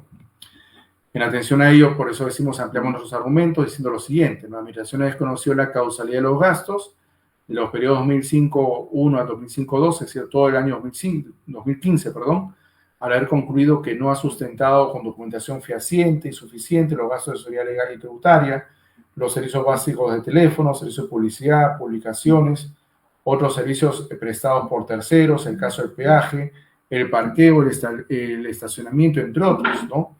La SUNAT desconoció en forma arbitraria, ¿no?, que los servicios observados cumplen con el principio de causalidad y son necesarios para el mantenimiento o generación de la fuente productora de la renta, ¿no? Toda vez que los mismos permiten el normal desarrollo de las actividades de la empresa y a su vez cumplen con los criterios de razonabilidad y proporcionalidad del gasto, es decir, cumplen con los criterios que prácticamente establece, en este caso, la ley del impuesto a la renta. Por lo tanto, lo que se solicita es que, atendiendo a los argumentos vertidos, pues prácticamente se declare fundado el reclamo y se tomen en cuenta los ampliatorios o los argumentos ampliatorios de la reclamación. Ahí tenemos también un modelo de respuesta a requerimiento domiciliano. Como les había comentado, ¿qué pasa si al momento en el cual el contribuyente interpone o presenta, por ejemplo, en este caso, una reclamación, ¿no?, ha omitido algún requisito, ¿no? Entonces, lo que tiene que presentar es un escrito de respuesta a requerimiento señalando o subsanando la omisión o comunicando que no hay tal omisión, ¿no? Ahí tenemos, por ejemplo, un escrito, en este caso dirigido a un expediente de apelación, ¿no?, en el cual se nos había notificado un requerimiento por el cual le habían dicho que para admitir a trámite el escrito de reclamación tenía que adjuntar el pago previo de la deuda, ¿no? Y al no adjuntarlo, pues prácticamente el reclamo iba a ser declarado inadmisible y en consecuencia la apelación también, porque no se había acreditado el pago previo de la deuda, ¿no? Entonces ahí lo que se indica es prácticamente cómo se había efectuado la notificación del requerimiento, ¿no?, en el cual la administración había dado 15 días hábiles para efectuar el pago previo de la deuda, ¿no?, emitida pues por concepto de aporte al Sistema Nacional de Pensiones, en tanto considera que el recurso de apelación interpuesto se había interpuesto en forma extemporánea, ¿no? Ahí tenemos también otro modelo de escrito, que es el modelo de apelación, ¿no? Aquí hay que señalar que la interposición del escrito, o sea, el que va a resolver el escrito de apelación va a ser el Tribunal Fiscal, pero el lugar de presentación es ante la SUNAT, ¿no? Por eso ponemos los datos del contribuyente, decimos que hemos sido notificados pues, con esta resolución mediante la cual se ha dispuesto a resolver improcedente la solicitud de prescripción, ¿no?, por deuda contenida en órdenes de pago, ¿no? Al respecto, al no estar de acuerdo pues con la indicada resolución de intendencia, interponemos dentro del plazo de 15 días hábiles lo que se denomina el recurso de apelación, ¿no?, contra la resolución de intendencia, mediante la cual se había declarado improcedente la solicitud de prescripción. Ahora, de la revisión de los alcances, bueno, esto se indica, ¿no?, se verifica pues que la resolución no se encuentra ahí debidamente motivada porque no ha señalado cuáles son los actos que habrían de cierta forma interrumpido el plazo prescriptorio, ¿no? Y de esa manera, pues prácticamente el contribuyente no ha tenido manera de poder cuestionar o verificar cuáles son las actas o cuáles son los cargos de notificación que supuestamente le han notificado, ¿no?, y que por lo tanto le darían la razón a la administración para identificar ello. Entonces, ahí lo que se le dice, ¿no?, la resolución es nula por cuanto no nos han podido otorgar las pruebas correspondientes en la resolución, ¿no?, que solamente es un Excel de fechas, pero no tenemos el escaneado de los cargos en las cuales se verifique pues cuándo se habrían notificado esos actos y por qué habrían interrumpido la prescripción, ¿no? En consecuencia, se cita también un RTF, ¿no?, en la cual se dice pues que el acogimiento, en este caso a un fraccionamiento, pues no origina la renuncia a la prescripción ya ganada, ¿no? Un poco para hacer referencia a este caso. Y también se señala pues que en este caso pues prácticamente la empresa no ha podido, o mejor dicho, la administración no ha podido mostrar que la notificación de estos actos se haya producido. Entonces, luego se emite esta resolución del Tribunal Fiscal, la 5519, la Sala 1-2018, en el cual se hace referencia a la apelación presentada, ¿no?, emitida por la Intendencia Regional Cusco, ¿no?, en la cual, pues, considerando lo que se había alegado, ¿no?, prácticamente habría que verificar si la resolución era nula o no. Y ahí el tribunal dice, ¿no?, la administración no emitió pronunciamiento sobre el pedido de prescripción que había presentado la recurrente respecto de cada uno de los conceptos y periodos que corresponden al análisis efectuado por el tribunal, y en este caso, considerando que no obran elementos suficientes para resolver, lo que declara es nula la resolución a efectos que la administración se vuelva a pronunciar, ¿no? ¿Por qué? Porque no se había verificado que la administración haya dado respuesta a todos los argumentos que había planteado en ese caso el contribuyente. Por lo tanto, no correspondía que prácticamente la administración le desconozca, en este caso a la administración tributaria, al contribuyente, la prescripción ya ganada. Entonces son casos en los cuales prácticamente la administración no ha tomado en cuenta esto y lamentablemente el tribunal, al advertir que no se había tomado en cuenta todos los argumentos planteados por el contribuyente, dispone de declarar nula la resolución de intendencia. Sobre los escritos que están vinculados con el no contencioso, ¿no?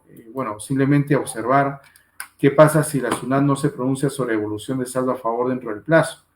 Bueno, si han pasado 45 días hábiles, la empresa puede optar por interponer recurso de reclamación contra resolución denegatoria ficta de solicitud no contenciosa de evolución, sin acogerse al silencio administrativo negativo, la cual se presenta ante la SUNAT, teniendo en cuenta el plazo de 2 meses para resolver el recurso impugnativo, o también puede optar por presentar una queja ante la Defensoría del Contribuyente de ESCON por demora en atención de solicitud de evolución de saldo a favor, a efectos que sea la Defensoría la que coordine con la SUNAT la designación de un auditor que se aboca al conocimiento de la solicitud presentada y emita pronunciamiento a la brevedad posible.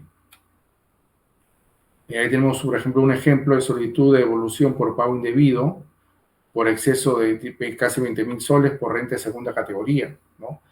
El caso fue de que la administración, o sea, el momento que el contribuyente pagó el impuesto a la renta en la notaría, se dio cuenta que ese pago no se tenía que hacer porque el inmueble calificaba como casa habitación. Entonces, lo que optó fue por pedir devolución de ese pago que se había hecho al considerar pues, que se trataba de un pago indebido, ¿no? Ahí tenemos con fecha 22 de abril, se acredita el pago por error, ¿no?, por impuesto a la renta de segunda categoría, ¿no? Se menciona que con posterioridad al pago realizado se verificó que era un pago indebido porque prácticamente al ser casa habitación no correspondía pagar el impuesto a la renta de segunda categoría, por eso se solicita devolución de este pago indebido.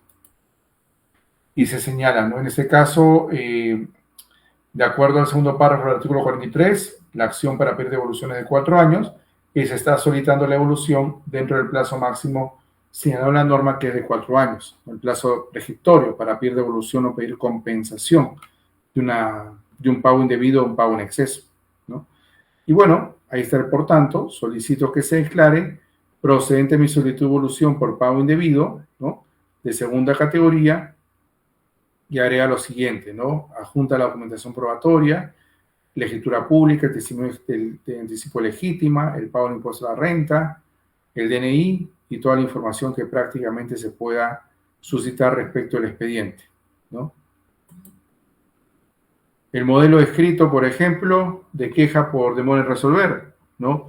Ahí vemos nosotros la queja que se presenta por no dar respuesta o no atender lo que el Tribunal Fiscal había ordenado a la Administración Tributaria. También es usual cuando hay una queja por incumplimiento de la Administración Tributaria.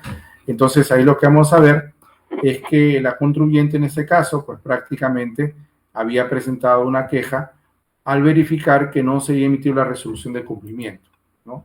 Ahí dice, la aludida resolución del Tribunal Fiscal, perdón, el modelo es casi el mismo en las quejas, como ustedes pueden observar, en las sumillas indica la queja, se da por tal motivo, demora en dar cumplimiento, el dato del contribuyente, ¿no?, el periodo, ¿no?, el mes de noviembre de 2016 se tomó conocimiento de esta resolución del Tribunal Fiscal, mediante la cual declara nula la resolución de intendencia y se ordena cumplir lo dispuesto en dicha resolución a la SUNAT.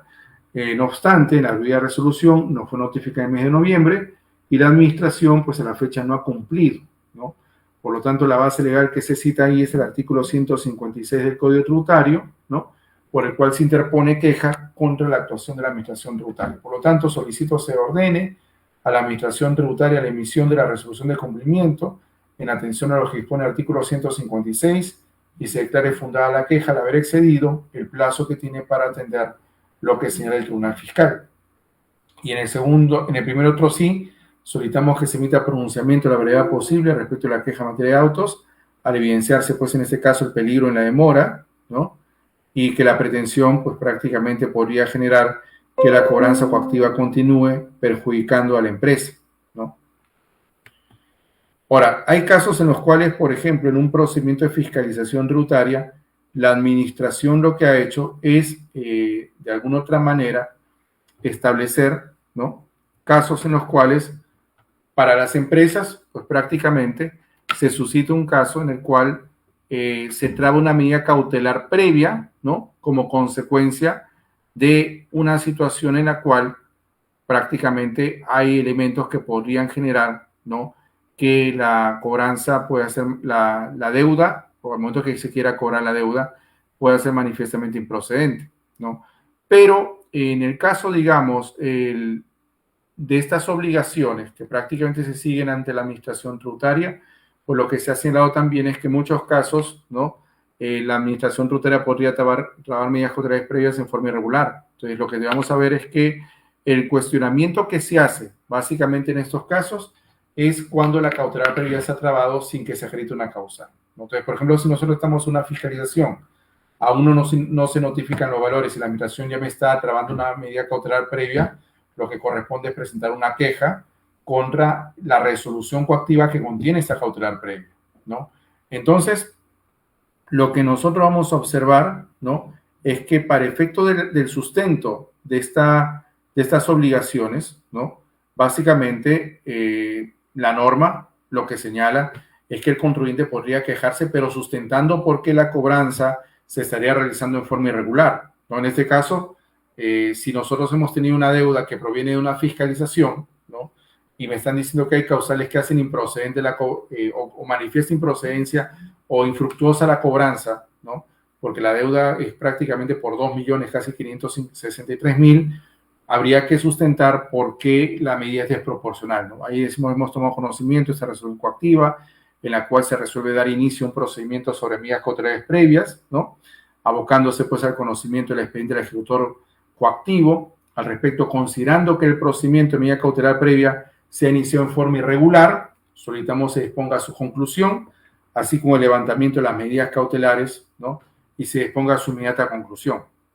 Los fundamentos, de hecho, pues prácticamente es señalar, ¿no?, que en este caso, bueno, si había una apelación de por medio, la apelación se inició, o la fiscalización se inició como consecuencia de una resolución que declaró nula y que prácticamente ha originado que la administración, a pesar que había prescrito el derecho, o mejor dicho, la acción para poder determinar la obligación tributaria, aún así trabó una cautelar previa. Entonces, esas actuaciones irregulares, si es que se está fiscalizando un periodo ya prescrito, si es que no hay sustento para trabar la cautelar previa, se cuestionan a través de una queja ante el Tribunal Fiscal. Ahí se le indica, ¿no?, en atención a lo dispuesto en el artículo 155, al haberse acreditado. O sea, la base legal para poder plantear una queja, ¿no?, va a ser siempre lo que establece el artículo 155, porque ese es el que regula la queja ante el Tribunal Fiscal. Por lo tanto, se solicita que se declare fundada la queja contra el procedimiento por la medida cautelar que ha trabado la administración tributaria. Se invoca también la prescripción, ¿no?, para determinar la obligación tributaria, y esto se plantea en la queja que se plantea al Tribunal Fiscal, o que se interpone ante el Tribunal Fiscal. En el caso de la cobranza coactiva, lo que vamos a ver es que es frecuente presentar escrito de suspensión y conclusión de cobranza coactiva, ¿no? Tenemos un caso de una solicitud de suspensión de cobranza coactiva, ¿no?, al estar pendiente el plazo para pedir fraccionamiento. O sea, tenemos un fraccionamiento en trámite. Entonces, lo que se plantea es que se suspenda por lo menos hasta que el fraccionamiento se apruebe, ¿no? Casos en los cuales incluso el coactivo no estaría obligado a hacerlo, porque hay supuestos en los cuales pues prácticamente la norma no ha dispuesto que por la sola presentación o la sola solicitud ¿no?, de fraccionamiento implique, ¿no?, en este caso, que se suspende el procedimiento de cobranza coactiva, ¿no? Entonces, lo que nosotros vamos a ver es que normalmente en estos casos, ¿no?, cuando tengamos una cobranza coactiva y un fraccionamiento en trámite, lo que se puede invocar es la suspensión, como que ganando tiempo, ¿no?, para que más adelante pues se pueda resolver, ¿no?, lo que es el fraccionamiento, y una vez fraccionado o aprobado el fraccionamiento, se dispone la conclusión del procedimiento de cobranza coactiva. Entonces, lo que podemos hacer es, si tenemos un fraccionamiento en trámite, presentar ese formulario de 5011, ¿no?, o invocar la suspensión del procedimiento de cobranza coactiva, ¿no? Se indica, ¿no?, que sustenta la situación financiera, hemos adjuntado las notificaciones que acreditan que la cobranza coactiva continúa y que a la vez pues, hay un fraccionamiento en trámite. Luego tenemos este modelo de conclusión de procedimiento coactivo, ¿no? Ahí, por ejemplo, se había solicitado la conclusión de la cobranza coactiva al no tener deuda exigible coactiva, encontrarse prescritas las deudas y haberse atribuido responsabilidad solidaria en forma arbitraria, ¿no? Ahí está el modelo, el dato del contribuyente. Por ejemplo, tenemos, ¿no?, que tomó conocimiento del procedimiento de cobranza coactiva en la resolución coactiva número tal, mediante la cual se dispone ejecutar la medida de embargo en forma de inscripción de mi inmueble, ¿no?, medida que habría sido trabada mediante resolución coactiva supuestamente notificada el 20 de abril de 2004, destinándose un perito tasador para que en el plazo de 3 días hábiles se proceda a la tasación del inmueble. Asimismo, se adjunta la resolución coactiva que se me ha notificado. Recordar que si vamos a cuestionar un procedimiento de cobranza coactiva, seguramente vamos a cuestionar porque las actuaciones o los actos que se dice que se han notificado, pues no han sido así, ¿no? Entonces, lo que vamos a ver es que básicamente en estos casos en los cuales prácticamente la empresa no ha podido sustentar, o la administración tributaria no ha podido sustentar la debida notificación de los actos administrativos que forman parte del procedimiento, lo que va a conllevar es que el contribuyente pueda plantear un escrito de conclusión de cobranza coactiva. Ahí se dispone, se solicita la conclusión y el inmediato levantamiento de la medida de embargo al haberse acreditado que la cobranza coactiva es manifiestamente improcedente o es irregular, ¿no? Y también tenemos la queja contra el procedimiento de cobranza coactiva en forma irregular. Esta es la queja que se presenta ante el Tribunal Fiscal para cuestionar pues estas actuaciones en realización en forma irregular. Ahí ponemos, ¿no?, mediante escrito de queja, acudimos su despacho como consecuencia de la cobranza coactiva que nos sigue, mediante un expediente coactivo, ¿no?, habiéndose notificado a la empresa la resolución coactiva en la cual pretende seguir una cobranza, ¿no?, de deuda contenida en resolución de terminación y de multa, ¿no? Ahí lo que se ha indicado como argumento es que las deudas o la deuda contenida en los valores se encuentra en demanda contenciosa. Asimismo se indica pues que no resulta exigible los intereses moratorios porque se han generado como consecuencia de mora en resolver por parte de la administración tributaria. Entonces, prácticamente si tenemos una deuda en cobranza activa y hay un procedimiento en trámite, los argumentos que se van a utilizar es que la deuda no resulta exigible mientras que ese procedimiento no se resuelve. El problema que tenemos es en la demanda contenciosa, porque la sola presentación de la demanda contenciosa, salvo que obtenga una medida cautelar, pues no suspende el procedimiento de cobranza coactiva, ¿no? Por eso lo que vamos a ver es que muchos de estos casos, ¿no?, prácticamente se da como consecuencia, ¿no?, de obligaciones que prácticamente la empresa tiene que cumplir. En este caso, el contribuyente respecto a las obligaciones que tiene respecto del fisco, ¿no? Y bueno, básicamente cuando hay un cuestionamiento de la cobranza coactiva, los mecanismos de defensa que vamos a utilizar son los que hemos visto: la suspensión, la conclusión y la queja ante el Tribunal Fiscal, alegando que la cobranza coactiva es manifiestamente improcedente. Entonces solicitamos que se disponga la conclusión de la cobranza coactiva al no resultar exigible coactivamente. Podemos hablar incluso en la queja de que al ser irreparable el daño, haber peligro en la demora, pues se pueda ordenar la suspensión inmediata del procedimiento por parte del tribunal, por lo menos hasta que la queja sea resuelta. Hay que recordar que el plazo que tiene el Tribunal Fiscal para resolver las quejas es de 20 días hábiles.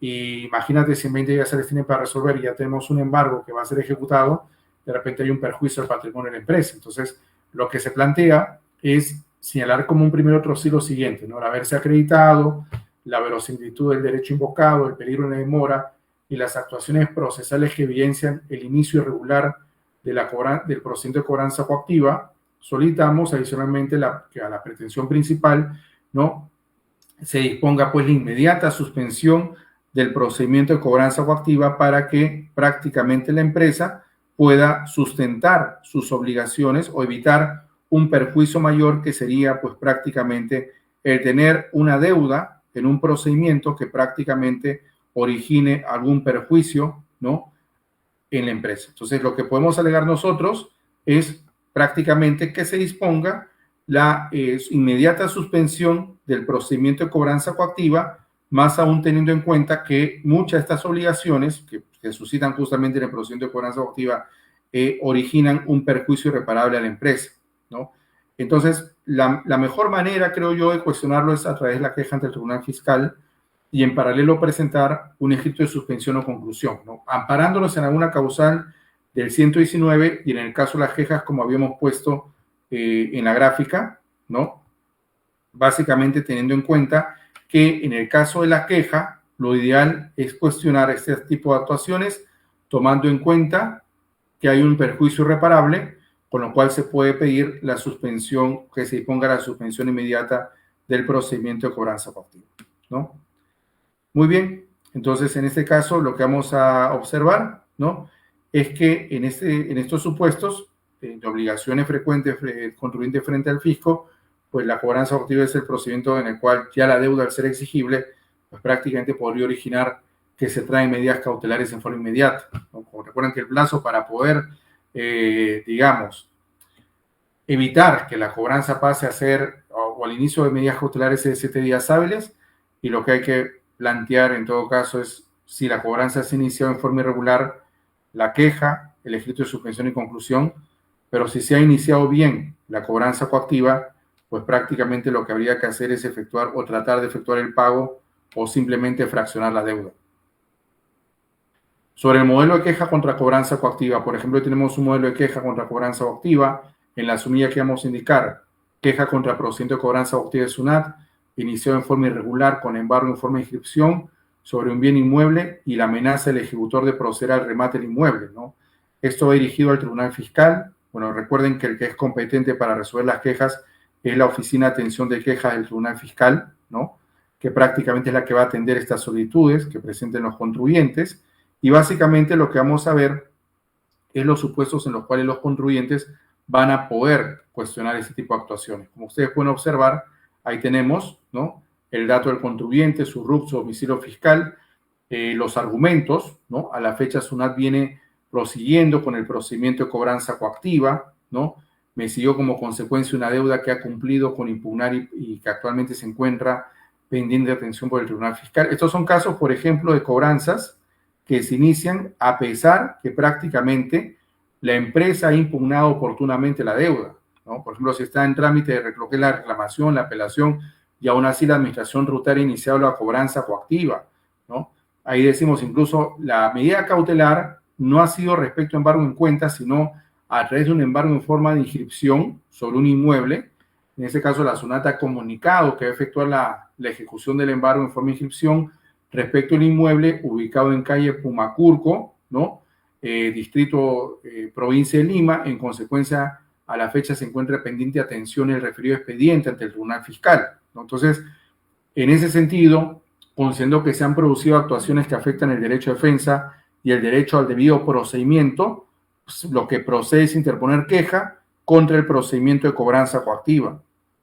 Y es así como prácticamente se va a dar el cuestionamiento de este procedimiento a través de la queja. O sea, la queja vendría a ser un mecanismo por el cual la forma del cuestionamiento se hace en función de una omisión que prácticamente ha generado una incertidumbre en el contribuyente, la cual se va a solucionar mediante la interposición, pues, de esta queja. La queja lo que busca prácticamente es que el contribuyente pueda, o mejor dicho, la administración pueda subsanar un error que se identificó en el procedimiento. Por eso lo que decíamos nosotros es que la queja lo que plantea es una opción favorable para el contribuyente, porque al buscar subsanar un error o alguna omisión que se ha suscitado en estos procedimientos, pues prácticamente lo que el contribuyente va a hacer es tener la salvedad por parte del Tribunal Fiscal de que ese vicio que se había presentado en el procedimiento se está corrigiendo. Y ahí también tenemos, ¿no?, el modelo de queja contra cobranza coactiva, que es lo que tenemos que decir sobre el final. Por lo tanto, solicitamos se declare fundada nuestra queja interpuesta contra la cobranza coactiva y si se disponga la inmediata, el levantamiento de los embargos, ¿no? Se suspende la ejecución del embargo.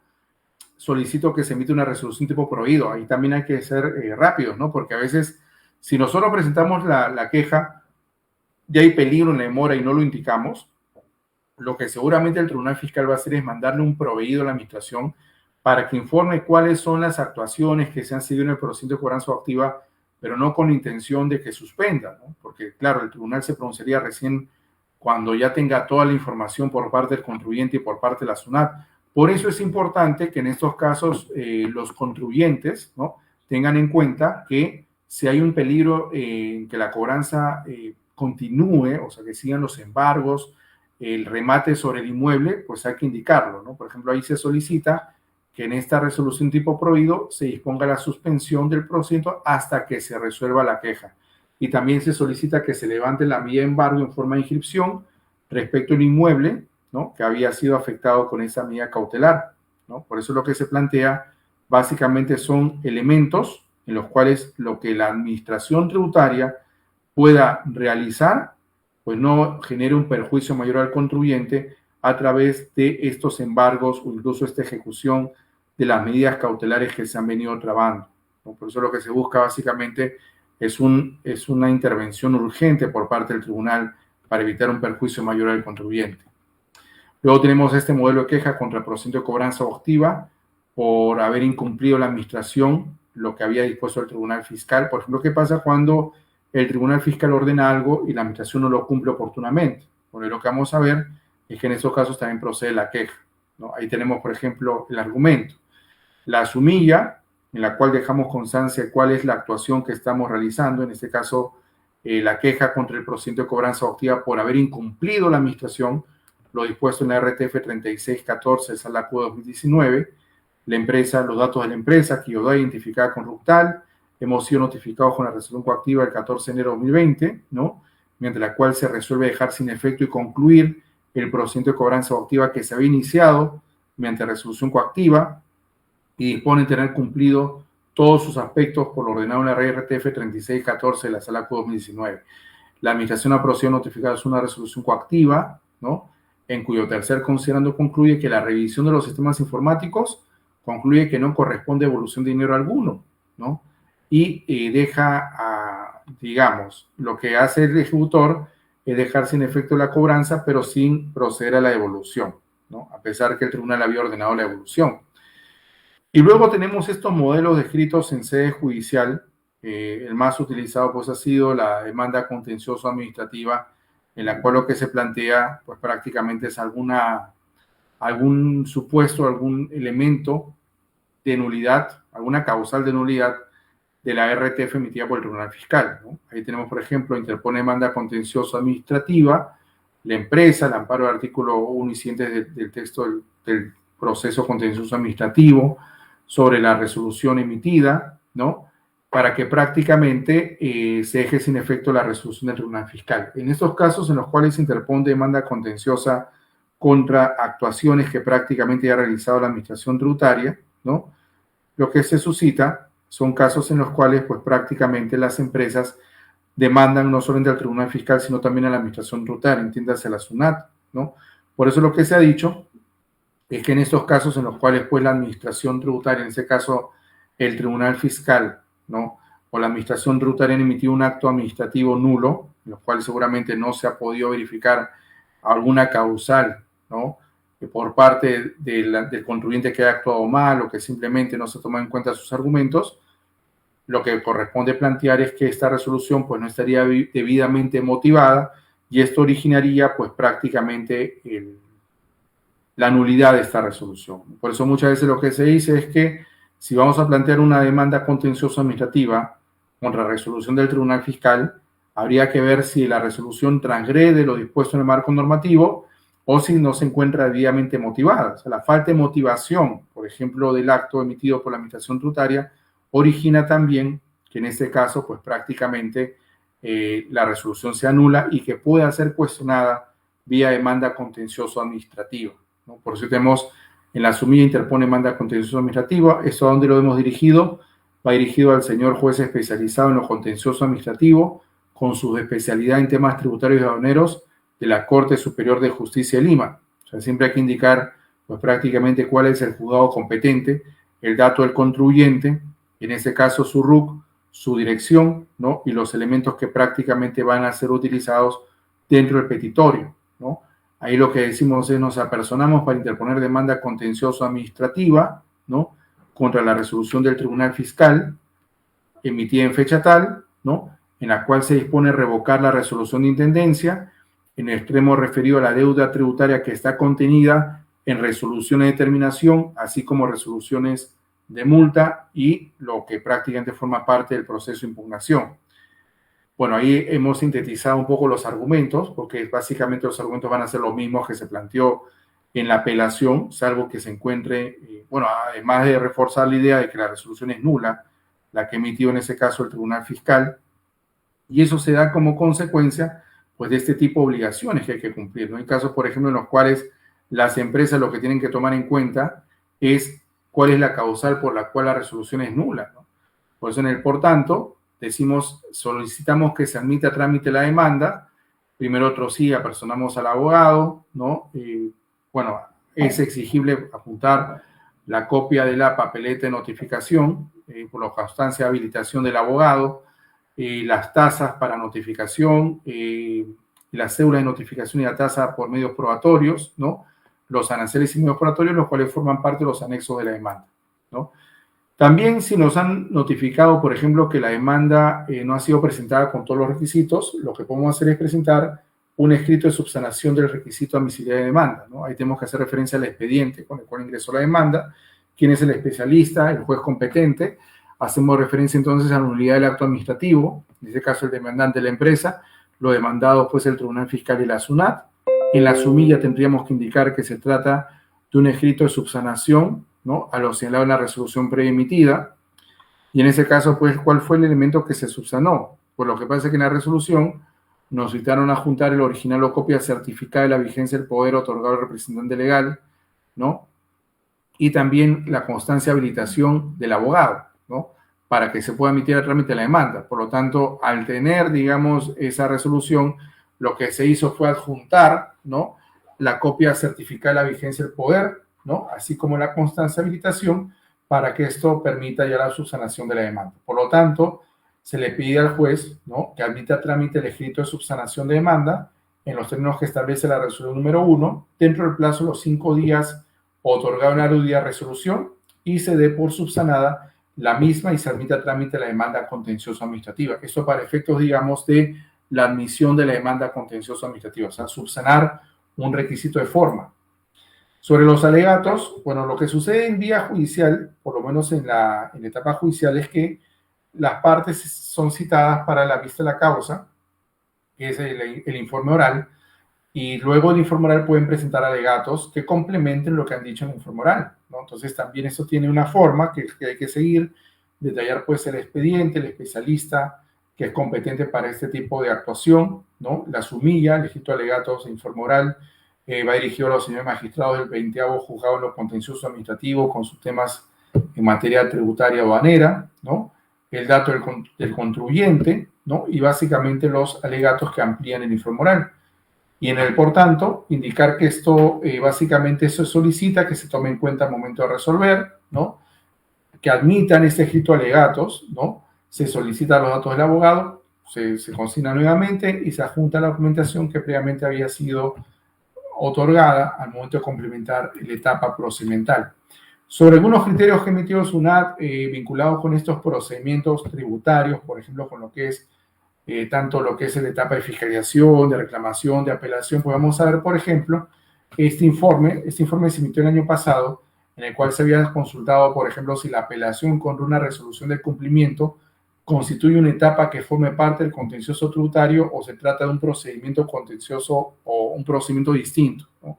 Lo que habíamos comentado, ¿no? ¿Qué pasa, por ejemplo, si nosotros hemos sido notificados de una resolución de cumplimiento del tribunal y esa apelación formaría parte, digamos, de el procedimiento contencioso tributario? Estaríamos en otro tipo de procedimiento, a lo cual pues prácticamente la administración tributaria lo que ha concluido en este informe 096 es que la apelación contra una resolución de cumplimiento del Tribunal Fiscal vendría a ser parte de la etapa de apelación dentro del procedimiento contencioso tributario que regula el Código Tributario a su vez, ¿no? Entonces, por lo tanto, ya tenemos certeza de que cualquier actuación que implique una apelación respecto de una resolución de cumplimiento por parte del Tribunal Fiscal que haya ordenado cumplir la administración tributaria formaría parte de la etapa de apelación del contencioso, del procedimiento contencioso tributario, ¿no?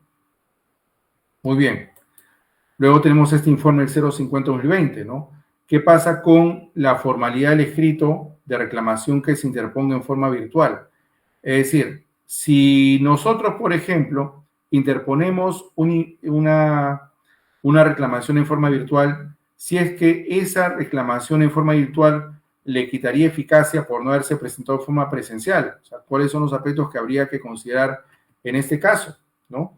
Bueno, básicamente lo que se ha señalado es que para efectos de lo que vendría a ser la reclamación en forma virtual o presencial, no le resta eficacia presentarlo en forma virtual, ¿no? Sino que prácticamente cumpliría los mismos requisitos que se seguiría en este caso para un procedimiento que se está llevando en forma presencial, de manera que no implicaría en la práctica que una presentación o un recurso de reclamación en forma virtual tenga menos eficacia que un recurso de reclamación que se está presentando en forma virtual. Ni el virtual ni el presencial pues originan un tratamiento menos flexible, ¿no? En estos casos sería la misma formalidad que habría que cumplir y por eso no habría ningún inconveniente al presentarlo en forma virtual. Y la materia de consulta que se hizo fue la siguiente. Se consulta si el escrito fundamentado a que se refiere el numeral 1 del artículo 137, que ya lo había comentado, ese recurso de reclamación, ¿no? Pero presentado por mesa de partes virtual, ¿no? Ante la administración tributaria con el propósito de interponer una reclamación, tiene la misma eficacia y validez jurídica que el que se presente por medios físicos. La conclusión a la cual llegó la administración tributaria ha sido la siguiente en el informe 050-2020. El escrito fundamentado a que se refiere el numeral 1 del artículo 137 del Código Tributario, presentado por los administrados a través de la mesa de parte virtual SUNAT con el propósito de interponer un recurso de reclamación ante la administración tributaria, tiene la misma validez y eficacia que el que se presente por medios físicos, ¿no? Entonces ya tenemos ahí, ¿no?, como argumento a seguir que prácticamente la reclamación virtual y la reclamación presencial pues tienen la misma eficacia jurídica y no habría ningún inconveniente en que se tramite de una u otra manera, ¿no? Así no se ha consultado, por ejemplo, si este plazo que tienen los contribuyentes para, o mejor dicho, que tiene la rectificatoria por monto menor para surtir efectos, que es un plazo de 45 días hábiles, ¿no?, para que la administración tributaria emita pronunciamientos sobre la veracidad y exactitud de los datos contenidos en declaraciones rectificatorias, en los cuales pues se determina una menor obligación si esto se suspendió por efectos de estos decretos de urgencia, el 026 y el 029, o las normas ampliatorias, ¿no? Entonces, sobre ese tema, lo que tenemos nosotros es que la administración tributaria ha concluido que el plazo de 45 días hábiles, ¿no?, que tiene la administración para pronunciarse respecto a una declaración rectificatoria por monto menor, se suspendió por efecto del decreto de urgencia 029 y sus ampliatorias. Es decir, el plazo que tenía yo para poder pronunciarme sobre la declaración rectificatoria de 45 días hábiles, según lo que establece la norma, estuvo suspendido durante el plazo del 16 de marzo del 2020 hasta el 10 de junio, que fue la fecha en la cual se dispuso la suspensión de los procedimientos administrativos sujetos a silencio administrativo y aquellos que no están sujetos a silencio administrativo. De manera que al día de hoy los procedimientos tributarios, en la medida que no hay norma que haya dispuesto la suspensión de su tramitación, siguen corriendo los plazos. Es decir, no ha habido una interrupción en la tramitación de los plazos que se están siguiendo pues prácticamente en sede administrativa, ¿no? Y eso hay que tenerlo en cuenta. ¿Por qué? Porque en muchos casos lo que se ha dicho, ¿no?, lo cual es muy cierto, es que en estos casos seguramente la norma habría establecido algún tipo de excepción. ¿Qué pasa, por ejemplo, si estamos ante un estado de emergencia nacional? Podríamos hablar de suspensión de plazos o los plazos continúan. Y lo que se ha señalado es que los plazos continúan mientras que no haya norma que así lo haya establecido en forma expresa. Luego tenemos este informe, el 039-2020, SUNAT, en el cual se habían formulado algunas consultas también referidas al estado de emergencia nacional. La primera pregunta: si se suspende el plazo de prescripción de la acción para determinar la obligación tributaria de aplicar sanciones, y si fuera afirmativa la respuesta, ¿desde cuándo se computa el plazo de suspensión? ¿No? Durante la cuarentena obligatoria, que fue inclusive hasta el 30 de junio del 2020, porque a partir del 1 de julio del año pasado se dispuso solamente la cuarentena, el aislamiento obligatorio en 7 regiones, ¿no? La segunda conclusión o la segunda pregunta es si se suspende el plazo de prescripción de la acción para solicitar o efectuar la compensación, así como también para solicitar la evolución, y si esta respuesta es afirmativa, ¿desde cuándo se computa la suspensión?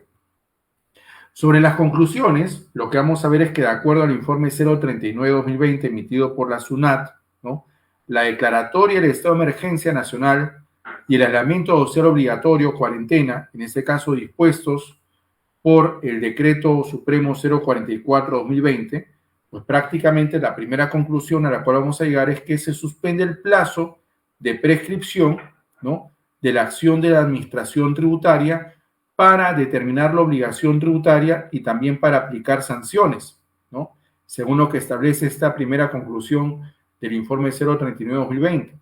La segunda conclusión es que se suspende el plazo de prescripción de la acción para solicitar o efectuar la compensación, así como para solicitar la devolución, ¿no?, desde el 16 de marzo de 2020, durante el periodo en que tal medida impida a la administración tributaria ejercer sus funciones en forma habitual, ¿no?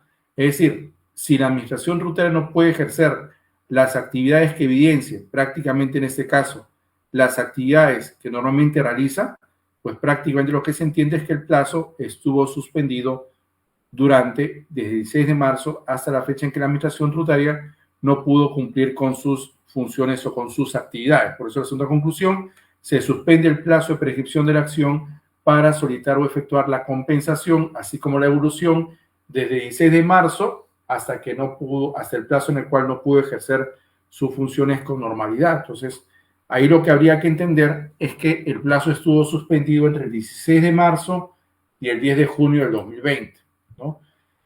Y otra pregunta que se hizo es respecto a la fiscalización, ¿no?, el procedimiento que vimos que prácticamente se puede cuestionar a través de una queja ante el Tribunal Fiscal, y los escritos que normalmente vamos a presentar son de respuesta a los requerimientos, cartas pidiendo prórroga o inclusive cartas solicitando un plazo adicional, ¿no?, dentro de la prórroga el plazo que la administración nos ha pedido para presentar cierta documentación. Entonces, según el informe 038 del 2020, lo que se consultó fue si durante el estado de emergencia nacional y el aislamiento obligatorio, el plazo del procedimiento de fiscalización también se encontraba suspendido, ¿no? Y ahí lo que concluyó en este caso la administración tributaria es lo siguiente, ¿no? La declaratoria del estado de emergencia nacional y el aislamiento obligatorio dispuesto por el gobierno nacional constituye causal de suspensión durante el tiempo que impida a la SUNAT efectuar las actividades necesarias para realizar dicho procedimiento. De manera que si la administración no pudo realizar su actividad con normalidad, es decir, en este caso bajo un mecanismo que para nosotros sería realizarlo en forma, digamos, cumpliendo con sus obligaciones, en un escenario en el cual no haya ningún tipo de impedimento para hacerlo, pues prácticamente durante ese lapso se entendió suspendido el plazo de la fiscalización. Por eso al día de hoy los procedimientos, tanto el contencioso tributario, el no contencioso, el procedimiento de fiscalización y la cobranza adoptiva, al no tener una causal expresa de suspensión, continúan, ¿no?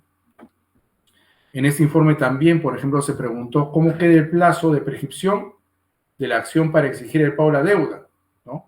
Y aquí se concluyó que de acuerdo al estado de emergencia nacional, la cuarentena y todas estas normas que fueron publicadas para suspender justamente estos plazos, se suspendió el plazo de prescripción también para exigir el pago de la deuda durante el tiempo en que la declaratoria le haya impedido a la administración tributaria cumplir con dicha función, es decir, cumplir con realizar de digamos, exigir el pago, la determinación y la aplicación de sanciones dentro de los procedimientos que prácticamente están a su cargo. Entonces, lo que nosotros tenemos es que las normas que establecieron el estado de emergencia nacional y la cuarentena tuvieron como incidencia también la suspensión de los plazos de tramitación de este tipo de procedimientos.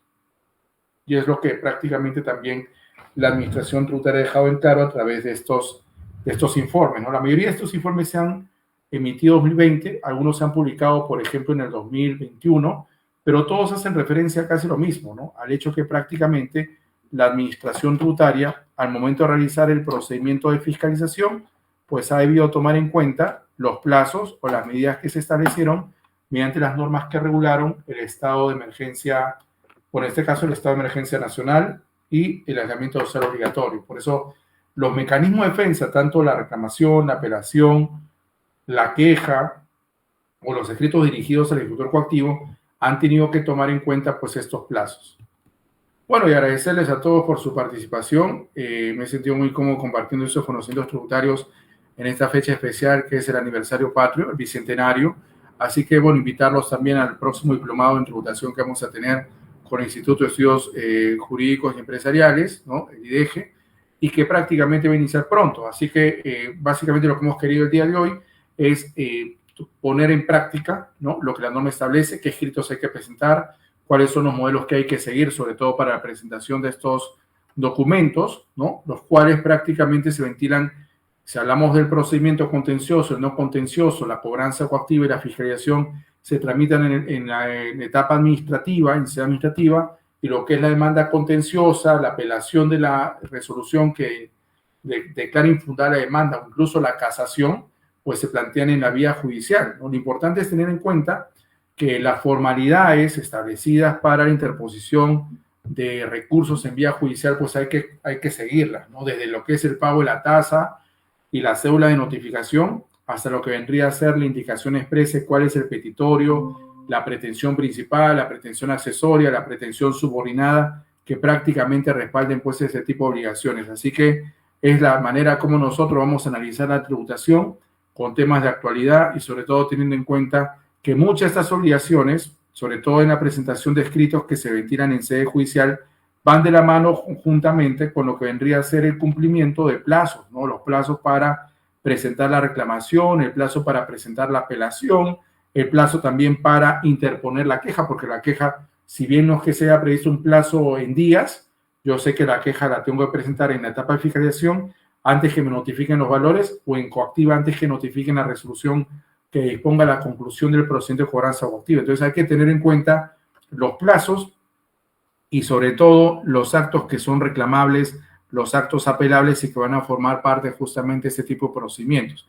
En la formalidad es pues recordar que la queja, la apelación, la reclamación o los escritos de suspensión o conclusión de cobranza coactiva, según la regulación del Código Tributario actual, pues no requieren contar con firma de abogado, pero en sede judicial, como hemos podido observar, sí requieren tener la firma de abogado hábil, incluso tenemos que adjuntar la constancia o la papeleta de habilitación del abogado. Entonces eso hay que tenerlo en cuenta para que el procedimiento continúe y evitar alguna contingencia que se pueda manifestar, en este caso, ante la administración tributaria. Lo importante, creo yo, también es tener en cuenta que muchas de estas obligaciones que se siguen ante la administración van de la mano con el cumplimiento de ciertas formalidades o medios probatorios que respalden la pretensión, en este caso, del contribuyente.